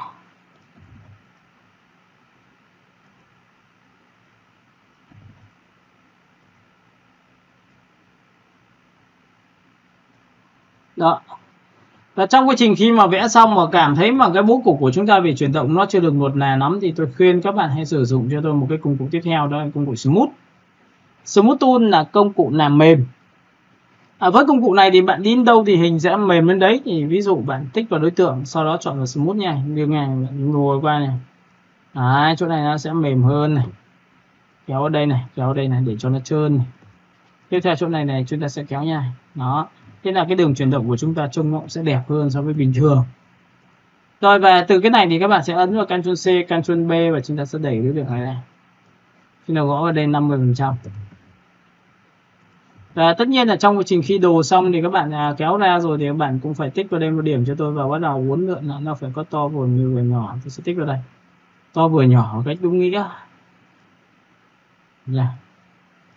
chỉnh làm sao cho nó đẹp nhất. Cái này các bạn thấy rằng nó sẽ khá là đơn giản, nhưng mà chúng ta càng kỹ cái này bao nhiêu thì thiết kế của các bạn đẹp càng bấy nhiêu. Ctrl C, Ctrl B tiếp theo một lần nữa. Các bạn sẽ đẩy sang phải cho tôi, gõ vào đây 30 và chập. Cái này các bạn dùng công cụ phím ma và bạn tiếp tục và chọn vào vị trí là kéo xuống đây một tí nữa, và chúng ta sẽ cầm là kéo vào đây chúng ta một tí nữa. Đấy, các bạn sẽ nhìn thấy là ở đây nó sẽ có những cái biểu tượng đầu điểm cho chúng ta lựa chọn, và tôi sẽ tạo ra vết thắt là vừa có to vừa nhỏ để nó đẹp hơn. Đó, còn cái này của các bạn thì các bạn nhớ cho tôi là khi mà bạn copy ra Ctrl C, Ctrl B như này, bạn kéo ra như này, bạn gõ 50% này, thì tại vì là do là các bạn có thấy là nó nhiều điểm không? Đấy, và chính cái sự nhiều điểm này thì cái đoạn thắt này nó hơi bị khó chịu, nên là buộc là phải ngồi tự chỉnh những cái điểm này lên trên một tí nữa thì nó mới đẹp được. Đoạn này nếu mà thấy là nhiều điểm quá thì bạn ấn là P trừ bớt điểm đi. Bớt điểm đi làm sao? Uốn lại để cho nó đẹp hơn đấy, các bạn nhìn nhận. Tôi sẽ cầm tôi kéo đây. Còn cái đoạn này thì tôi sẽ ấn là P trừ bớt điểm đi. Sau khi bớt điểm đi thì dùng phím ma này, cầm điểm này và kéo lên. Thì trong cái phần thiết kế logo của các bạn cũng sẽ hay gặp những trường hợp như thế này. Đó, thế là tôi đã có được miếng số 2. Đó, cả nhà mình nhìn được cái này chưa nhỉ? Dạ rồi ạ. Vậy thì cái tính năng của cái công cụ pen thì như các bạn biết rồi, là chúng ta sẽ phải đồ hình này, chúng ta phải đồ như thế nào cho nó đẹp này, đúng không? Đó. Tiếp theo thì những cái này thì các bạn sẽ nhìn thấy là cái hình của chúng ta đã có rồi, chúng ta sẽ quét qua và chúng ta đẩy lên đây. Rất là nhiều loại hình về pen. Và tiếp theo nữa này, các bạn sẽ nhớ cho tôi là trong cái công cụ pen của chúng ta là buộc là chúng ta phải đồ được logo, đồ được hình. Các bạn sẽ search cho tôi những cái chữ logo và phải đồ logo được. Có thể chọn hình ảnh, có thể chọn một cái logo. Logo càng khó thì càng tốt, bởi vì như vậy thì các bạn sẽ làm nó kỹ hơn. Đây, ví dụ chúng ta sẽ đồ một cái hình logo như thế này, sao chép hình ảnh. Bởi vì là làm thiết kế cho khách hàng mà không biết đồ logo thì cũng rất là mệt này. Thực ra là có nhiều bạn là cái này vẽ bằng hình tròn là đúng rồi, nhưng mà vấn đề là nhiều lúc không nhất thiết phải vẽ hình tròn, mà tôi phải làm bằng pen thì có làm được không ạ? Thì nếu bạn nhìn đây, chưa biết đúng hay sai nhé, các bạn nhìn đây, nhìn tích vào đây và bẻ cong này, nhìn đây. Tiếp theo tích này, kéo theo chiều bằng cong. Sau khi làm xong tôi ấn Shift X để nó trở thành viền thì tôi cắt cánh tay đòn. Sau đó thì cái hình tròn nó là gấp đôi nên tôi sẽ cầm điểm ở giữa, tôi kéo ở đây, tôi có được bên tay phải. Sau đó tôi kéo bên này phát được luôn rồi. Rồi, cắt cánh tay đòn, và đoạn này thì tôi sẽ cầm về tượng này, tôi kéo theo chiều bằng cong. Cắt cánh tay đòn, đoạn này kéo theo chiều bằng cong, cắt cánh tay đòn. Được chưa? Cầm đây cắt cánh tay đòn. Tiếp theo cầm vào đây cắt cánh tay đòn. Tiếp theo các bạn sẽ nhìn thấy đoạn này là khá là dài nên là cũng không phải một phát ngay được, tôi sẽ chọn là một nửa thôi. Nhìn chưa? Và tôi sẽ bẻ cong lên đây, kéo theo chiều đường cong. Thực ra người ta đồ nhiều thì người ta có kinh nghiệm, nên người ta đồ kiểu quái thì cũng được đấy, các bạn hiểu chưa? Còn nếu mà chúng ta là người mới học thì chúng ta cứ từ tốn đi chậm hơn. Tất nhiên chậm hơn là chuyện đương nhiên, là bởi vì người so sánh với cái cấp độ thời gian người ta làm nó nhiều hơn so với các bạn. Nhưng mà chúng ta đồ nhiều thì chúng ta cũng lên tay. Pen của chúng ta cực kỳ kỹ, nên những cái bố cục dạng đường cong, đường chuyển động này các bạn sẽ thấy là bạn sẽ làm oách hơn so với người khác đấy. Rồi, ok, tích vào đây. Và những cái bạn nào rất là mạnh về cái câu chuyện là chúng ta thiết kế về bên đường cong rồi thì chúng ta phải thiết kế đường thẳng. Và sau khi làm xong thì chúng ta ấn Shift X. Đấy, trong trường hợp này nếu mà chưa chính xác thì bạn nhìn này, đây là chưa chính xác này, các bạn sẽ cầm cái kéo ở đây cho tôi một tí. Được chưa? Chỗ này chúng ta sẽ làm sao đẩy xuống một tí, cái này thu nhỏ một tí. Đấy, thế thôi, thế là xong. Câu chuyện của chúng ta đã đồ được xong một cái hình nhân vật, và cái hình này thì của các bạn sẽ kéo ra bên ngoài. Và nhìn xa nhìn gần thì chúng ta phải nhìn kỹ nhá, bởi vì nhiều lúc là cái nộ ra từ cái logo này lắm đấy, bởi vì là chúng ta đồ chưa chính xác. Ok, mọi người hiểu cái này chứ nhỉ? Alo. Rồi, các bạn để ý này, sau khi mà chúng ta đã học về kỹ thuật rồi thì bắt đầu chúng ta đi nghiên cứu. Và chắc chắn nghiên cứu nó sẽ liên quan đến cái việc rất là quan trọng, đó là cái việc các bạn sẽ nghiên cứu ở đâu, tài liệu ra sao. Đây là ví dụ tôi có một số cái hình cho các bạn xem. Ví dụ trong ở phần này tôi thích tôi tích vào đây một cái. Cả lớp mình nhìn thấy cái này chưa nhỉ? Alo? Alo? Dạ rồi ạ. Có nhìn thấy cái nhìn thấy cái ảnh người ta thiết kế không? Alo? Ôi, tôi thấy cứ gọi một lúc. Không thấy thầy ơi. Không thấy. Vậy thì mình sẽ phải xem lại. Ok, mọi người nhìn cái này chưa? Dạ rồi ạ. Ok, vậy thì mới cái này nhá, các bạn phải để ý này. Chúng ta cũng phải rất là cân nhắc cái việc mà chúng ta thiết kế. Ví dụ trong trường hợp này cái con số 70 off của các bạn nằm ở vị trí đấy thì nó sẽ khiến cho cái mắt nhìn của người ta sẽ phải đá. Ví dụ đang từ trái xong rồi đá sang phải xong rồi xuống dưới đúng không? Các bạn nhìn thấy chưa? Dạ rồi ạ. Và từ cái phiên bản này thì bạn phải suy nghĩ là cái bố cục này hay. Vậy thì bố cục này sẽ dành cho ngành nghề nào? Theo các bạn. Alo? Về thời trang thế. Thời trang gì mới được chứ? Và cái này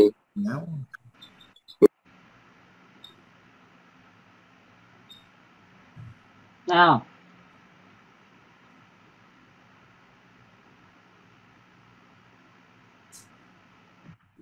cái này nằm về người mẫu rồi. Người mẫu hơi khó bởi vì cái hình của chúng ta chia rất nhiều cấp độ là về hình nhá. Nếu chia nát như này thì cái việc mà em có thấy làm về thời trang thì người ta phải đẹp là đẹp từ cả bộ người ta phối lại với nhau không? Đúng không? Này là về công nghệ. Áo, quần. Vậy thì khi áo quần mà em đưa vào như này thì liệu có hợp không? Nên tôi đã nói cho các bạn biết là khi mà mình đi tận dụng những cái bố cục của trên mạng hoặc là những cái design bên nước ngoài thì mình cũng phải cân nhắc là cái này nó có phù hợp không nha. Tại vì ví dụ người ta đưa chung chung thì tôi chả nói gì, bán cái áo hay là bán cái yếm hay là bán cái kính hay là bán cái gì đó thì cái này phải rõ ràng chứ, đúng không?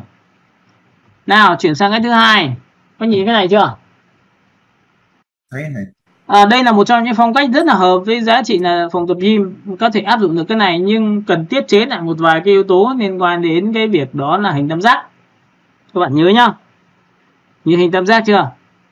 Và những cái hình này cũng quá nhiều nó sẽ khiến cho việc mà mình không tập trung được vào cái hình ảnh người của chúng ta nhá. Và khi thiết kế như này thì các bạn sẽ gặp một cái vấn đề như sau là khi tập thiết kế về phòng gym chẳng hạn thì thường thường những ai mà người ta đi tập thì thường thường người ta sẽ quan tâm đến cái gì ạ? Alo? Cơ. Nào, đi tập vào phòng gym thì các bạn quan tâm đến cái gì? Cơ bắp. Cơ bắp đúng rồi, tất nhiên. Các bạn có biết rằng là khi vào tập mà lại không có kiến thức gì thì có khi tập sai, có khi bị vẹo cuộc sống không? Dạ, kỹ thuật. Được chưa? Vậy thì cái việc mà để muốn quảng cáo một phòng gym này, việc đầu tiên là các bạn sẽ phải nhìn được cái cơ sở vật chất có tốt không? Có cần không? Dạ, có. Cái đấy cần đúng không? Vậy thì ví dụ vậy thiết kế như này thì liệu đã ổn chưa? Chưa hả? Đấy, vậy thì bạn làm nhá, cái ảnh này nó là ảnh ấn tượng đầu tiên là một cô gái, một chàng trai là dành cho cả hai cái đối tượng khách hàng của mình, trẻ trung. Nhưng phần thứ hai nữa là gì? Nó chưa khoe được cái giá trị của chúng ta, đó là cái gì? Là cái hệ thống phòng tập. Phần thứ ba nữa là gì? Đội ngũ của cái người giảng dạy cho mình là PT nó như thế nào nó có bằng cấp không? Em có biết rằng khi người ta bán những cái gói về đi tập gym mà cao cấp thì người ta phải có những người PT rất là đẹp trai, người đẹp, sau đó lại phải có bằng cấp các kiểu không em? Em hiểu cái đó chưa?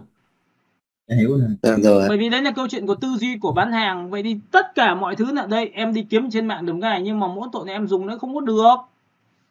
Và em dùng này thì không khác gì mình là dùng một cái máy của nó có nhà mình bỏ cái ảnh ra, mình cho cái ảnh về vào và mình làm, vậy là sai. Bởi vì mình không có tư duy về khách hàng trong cái phần này cả nhé, các bạn nhớ nhá. Rồi ok, tiếp theo này. Chúng ta với cái biểu tượng như thế này thì các bạn sẽ nhìn thấy ở đây nó có rất nhiều góc độ tạo hình. Được chưa? Và nó có chính phủ.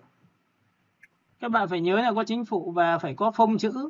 Và xem như này thì các bạn sẽ nhìn thấy rằng vậy mình tạo hình bằng cách nào? Số 1 là tạo hình bằng chữ. Và hình của chúng ta là cắt bàn tay và cầm cái đũa ra và chúng ta đưa miếng sushi ra ngoài rồi. Đúng không ạ? Tiếp theo là hình này của chúng ta nó sẽ có xa gần là trước sau này, và tiếp theo nữa thì chúng ta sẽ có hình để trong hình tròn. Mọi người dùng hình trong hình tròn chưa? Dạ rồi ạ. Rồi tiếp theo là chúng ta có thể dàn ngang về cái vấn đề là background của chúng ta như thế nào để làm sao cho nó màu sắc nó phải đi theo cùng một bộ. Nhìn thấy cùng một bộ cho em. Alo. Đấy nè. Vậy thì sau này khi mà bạn nào mà được có cơ hội làm trong một cái thương hiệu nào đó hoặc thiết kế nào đó thì bạn tốt nhất là hãy chọn cho chúng ta đó là gì? Cái về màu sắc cùng với đồng bộ. Tiếp theo cái phần này của các bạn đây là một giải pháp. Vừa rồi chúng ta vừa học pen xong, có thể chéo theo chiều này được không em? Alo. Được. Dạ được ạ. Và cái phong cách trẻ thì hiện tại bây giờ nó đang để lại những cái hình lượn sóng và có chữ có cái phím mo và ở dưới nó có gạch chéo là cái chất liệu được không em? Được. Được chưa? Rồi cái chất liệu này tôi đã dạy rồi. Và tất cả những giá trị về điện thoại và địa chỉ các kiểu thì cái website thì các bạn hãy để cho tôi những biểu tượng icon nhá. Tông màu người ta đang dùng tông màu vàng, người ta kéo màu kìa, nhìn thấy chưa? Rồi tiếp theo, các bạn có nhìn thấy cái phần thiết kế này không ạ? Ok, cái phong cách cái thiết kế này là phong cách thiết kế trong ngoài, có nghĩa là cho một cảnh chui vào trong và vẽ một cái hình cho ra ngoài. Còn nhớ cái bài hôm trước không ạ? Alo. Nhớ rồi. Vậy thì cái này có thể áp dụng cho poster phim được không? Dạ được, thầy này đang poster phim. Đấy, thấy chưa? Các bạn có thấy rằng là khi mà mình nhìn cái này, mình nhìn nhiều mình bảo là cái này nó làm một cái gì? Cho người chui vào khung, đúng rồi. Những cái vạch như này thì người ta dùng lệnh Ctrl 8 cho người chui khung, nhưng mà người ta phải nhân bản một cái người nữa để người ta đồ cái tay, đồ cái phần mặt bên tay phải để nó thò ra bên ngoài cho các bạn. Các bạn hiểu cái này của tôi chưa? Và chữ người ta xếp rất là ngăn nắp, từ chữ gì đậm nhạt to nhỏ thì nó sẽ được cái này. Và tất nhiên nó trở thành một cái poster phim cho các bạn. Và tất nhiên là cái việc là đẹp hay xấu thì nó tùy thuộc vào mỗi mắt người dùng khác nhau. Và tất nhiên là chúng ta phải tương tác với cái khách hàng của chúng ta nhiều thì chúng ta biết là cái phong cách họ muốn theo là cái gì. Mình nói thật cho các bạn biết rằng là người ta trước khi làm ra một sản phẩm nên người ta đã tìm hiểu quá nhiều thị trường rồi. Người ta đã xem đối thủ của họ là ai rồi, nên là khi mà mình hỏi được họ thì mình cũng học được cái cách tư duy của thị trường nó cũng nhanh hơn. Như vậy mình làm ra thiết kế phiên bản và đồ họa cũng hay hơn. Và cái bố cục người ta sẽ rất hợp lý, là chỗ nào là khoảng trống dành cho chữ và chỗ nào là dành cho việc hình. Được chưa? Rồi tiếp theo, đến đây là một trong những cái bố cục của các bạn là người ta có thể làm như này. Đây nhá. Alo cả nhà nhìn này. Trong phần dùng nhiều chữ mà chữ của chúng ta này có sự không bằng nhau, to nhỏ khác nhau. Các bạn có nhìn thấy chưa? Thì các bạn hãy đưa cho tôi những cái vạch vào giữa. Các giữa dòng ấy nó sẽ tạo ra giá trị về ngăn nắp cho các bạn khi xếp chữ nha. Đây là một trong những kinh nghiệm nha. Hiểu cái này chưa nhỉ? Alo? Được rồi ạ. Rồi tiếp theo, cái bố cục vát chéo kia có giống bố cục này không em? Màu vàng ấy. Dạ có. Và các bạn có thấy rằng khi người ta quảng cáo cả bộ thì người ta phải kéo nhìn thấy độ đẹp của nó như thế nào, chứ chả ai quay phần phía trên thì phần phía dưới không quay cả, đúng không? Và nhớ một điều rằng tất cả những ấn phẩm của các bạn là dành cho việc gì? Ví dụ nằm trên web, nằm trên Shopee hay nằm trên cái gì đó. Ví dụ chúng ta sẽ không để biểu tượng ở Facebook, không để Twitter và biểu tượng của cái gì đó. Bởi vì lý do nếu mà chúng ta quảng cáo trên Facebook thì cái việc người ta có đấu vào bằng cái đường link đấy được, đúng không? Alo, hiểu cái này chưa? Dạ rồi. Nên có nhiều bạn rất là vui tính, ngây thơ đi làm cho khách hàng này, làm bên Facebook. Người ta chạy quảng cáo fanpage thì tự nhiên lại cho cái biểu tượng ấy vào, nó vô tác dụng, và đôi lúc là nó sẽ khiến hiểu nhầm cho cái khách hàng của chúng ta nhìn vào. Thấy Facebook tích vào phát thì có tích được đâu. Đấy là một trong những yếu tố mà mình cần phải cực kỳ hiểu về cái thứ mà mình làm nó cái gì. Và những yếu tố như hình tròn, tam giác, bên tay phải, bên tay trái, nó là những tín hiệu của thế giới trẻ bây giờ người ta đang hay dùng. Ok, và đây cũng là một trong những cái giá trị. Các bạn quay trở về cái công cụ phím A. Nhìn thấy công cụ phím A này của tôi chưa? Alo? Đấy này. Rồi, vậy thì nó sẽ xếp là to, vừa, nhỏ, và chữ của chúng ta có hệ thống về kéo màu, xếp rất ngăn nắp, có chữ to, chữ bé, chữ ngắn, chữ dài, chữ văn bản và chữ không văn bản. Nhìn chưa? Rồi, lúc này thì chúng ta sẽ lợi dụng một tiêu chí nữa là vẫn là tỷ lệ 1/3. Nhưng chữ chúng ta đè lên được không ạ? Vậy thì khi mà chúng ta chữ đè lên thì cái ảnh của chúng ta phải chui vào thì nó mới tạo ra tín hiệu như thế này được nha. Đây cũng là một giải pháp. Tiếp theo, khi mà làm về menu hay làm poster cho những nhà hàng ở Nhật Bản chẳng hạn như này thì bạn có thể design theo cách này. Và khi bạn nhìn này, bạn sẽ nhiễm những cái giá trị như sau: phông chữ. Thứ hai, background nó hay dùng loại gì? Mọi người nhìn thấy background nó dùng loại gì chưa? Đó. Và tất nhiên là Đúng những cái như dòng này cái khi mà người ta làm thì người ta có khả năng ứng dụng rất là cao, nên là mọi người cũng phải đi xem. Và chúng ta dựa trên cái phiên bản này và làm ra một cái phiên bản mới về cho nhà hàng, poster cho nhà hàng. Đây cũng là một bố cục mới. Bố cục này hôm nay chúng ta vừa học thêm một cái giá trị là vẽ hình vuông, xong rồi chọn 2 điểm và biến nó thành một điểm thì thành tam giác ở giữa. Sau đó dùng pen vẽ hai bên là với nhau thì cho ảnh chui vào cả ba cái miếng này thì bằng cách nào? Thì ba miếng này dùng lệnh là Ctrl số 8. compound path. Đúng rồi, thì mới chui vào được. Hiểu cái này chưa? Dạ. Rồi tiếp theo các bạn sẽ tích vào đây cho tôi. Đây là những cái background. Đây là rất nhiều người chép những cái bố cục này rồi. Tôi nói thật cho các bạn biết. Nên là các bạn chỉ cần chép và bảo là em nghĩ ra cái này. Thực ra là tôi xem chán rồi nha. Nên là bạn phải tạo ra một cái mới thì tôi thấy cái này mới thì ok tôi giữ lại, còn cái nào không mới tôi sẽ không giữ lại nữa nha. Đây là có thể là trên là logo, dưới là ba cái món rất là đặc sắc. Và tiếp theo chữ thì thường thường người ta kết hợp giữa tím và vàng đi với nhau được. Rồi tiếp theo người ta có thể làm cho yoga thì phông chữ của chúng ta là phông chữ có chân. Logo sắp xếp vị trí rất là quan trọng mà người ta phải có người nhá. Rồi cái này thì không được. Tôi chia sẻ cho mọi người khi làm về thiết kế cái này thì không được bởi vì nó quá rối. Thêm những chi tiết đấy nó cũng không giải quyết được vấn đề gì nhiều cả nhé. Rồi bố cục này thì được. Các bạn sẽ nhìn thấy là tất cả những việc đặt chữ trên hình ảnh thì buộc là cái hình ảnh đằng sau phải mờ đi, hoặc là sẽ trầm tối lại hoặc sáng lên để là đặt chữ. Các bạn hiểu cái này chưa? Và chữ thì phải dùng bóng như kìa, có nhìn không? Đó. Dạ có.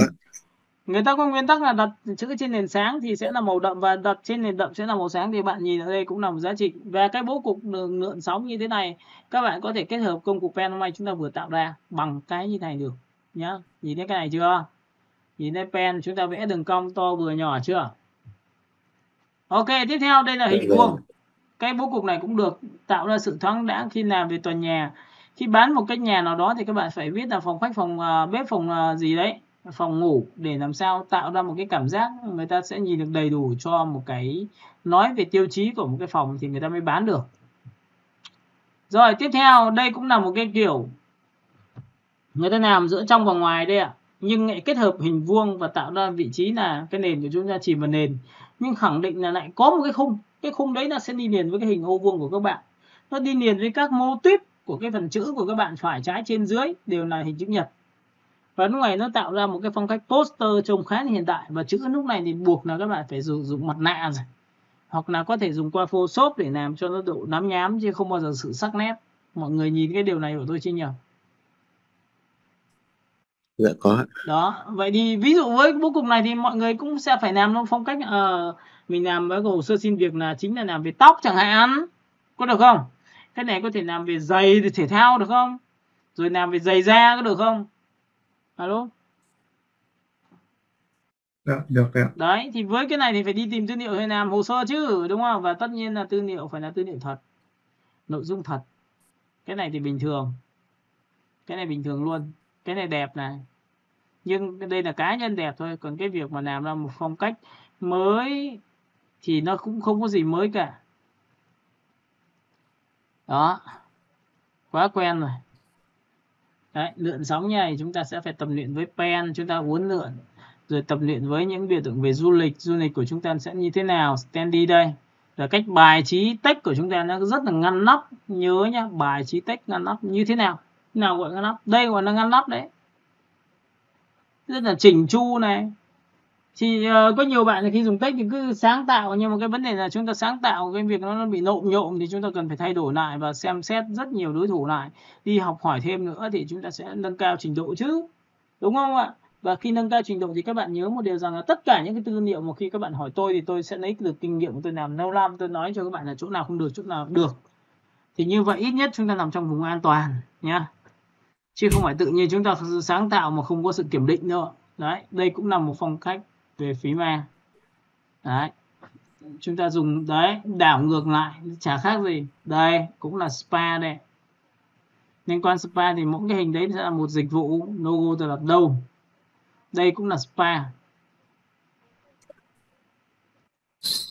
Đấy, mọi người nhìn thấy chưa? Rồi tôi cho các bạn xem nhé. Các bạn có thấy nó chuyển độ nhiều không?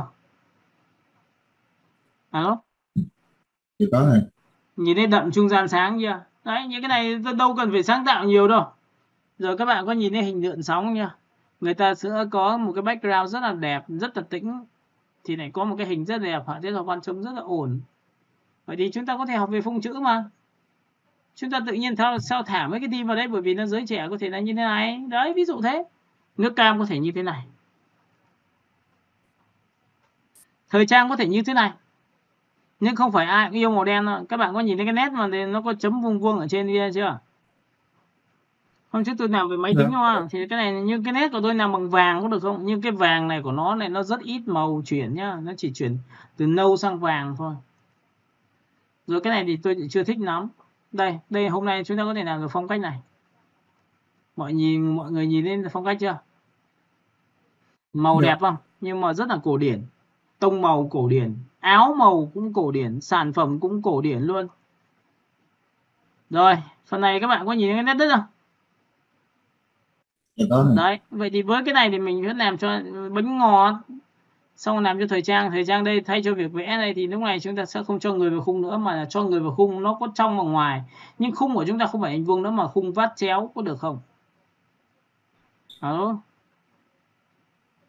Được này. Đấy, mình làm thì mình phải, và tất nhiên đến phần này thì các bạn sẽ phải rất là nặng trong cái chuyện là làm về hiệu ứng công nghệ rồi, đúng không? Cái này thì không thích, cái này tạm ổn, cái này màu đẹp, thấy chưa? Có nhiều cái về này cũng phải cân nhắc. Ở bên này có hình tròn, bên kia cũng phải có hình tròn, thì ở giữa chúng ta sẽ là nội dung đó. Cái này là cái standy nhưng phong cách bố cục là cùng loại nhưng chỉ khác nhau về màu thôi. Phong cách này là phong cách thật và giả, và phong cách theo kiểu chất vừa vẽ vừa thật. Đấy, người thì là thật nhưng mà vẽ lên này là giả. Rồi chúng ta chọn vào những phong cách về màu sắc đó. Alo. Rồi, các bạn hiểu về cái đoạn mà tôi phân tích vừa rồi chưa nhỉ? Dạ hiểu này. Chúng ta phải chốt lại một cái giá trị nữa là về nhà là các bạn sẽ phải tìm cho tôi rất nhiều thể loại phông chữ và chúng ta xếp nhau lại giống như là chúng ta xếp trên cái phiên bản AI. Có đúng không? Đây ạ. Các bạn sẽ nhìn thấy là chúng ta sẽ xếp trên phiên bản của AI nhá. Đây, chúng ta sẽ share lại cho mọi người xem. Tôi sẽ tích vào đây một cái chia sẻ.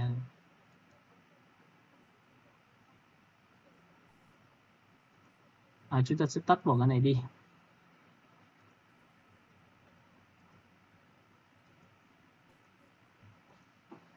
Làm sao mà này không nhìn được cái hình nữa. Share. Rồi, ok.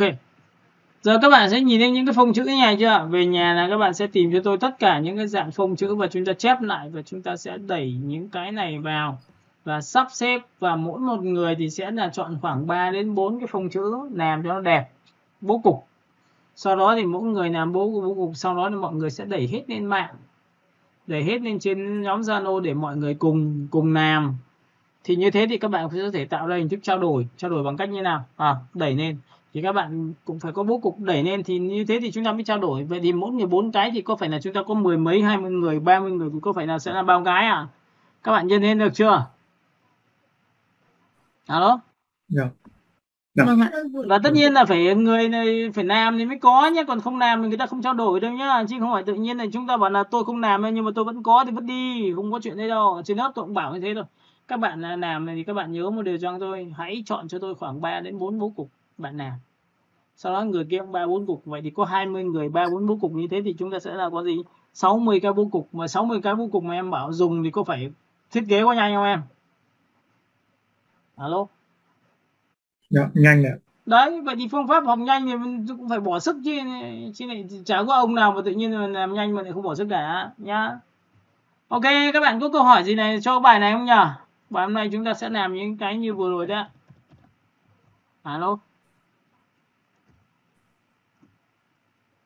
Không nha. Alo, cả nhà ơi, còn bạn nào có câu hỏi gì không? Nếu không có câu hỏi gì thì mình sẽ dừng bài hôm nay ở đây. Để bài sau chúng ta sẽ học Vâng. đầu gradient. Dạ hiện tại không ạ. Rồi, ok các bạn.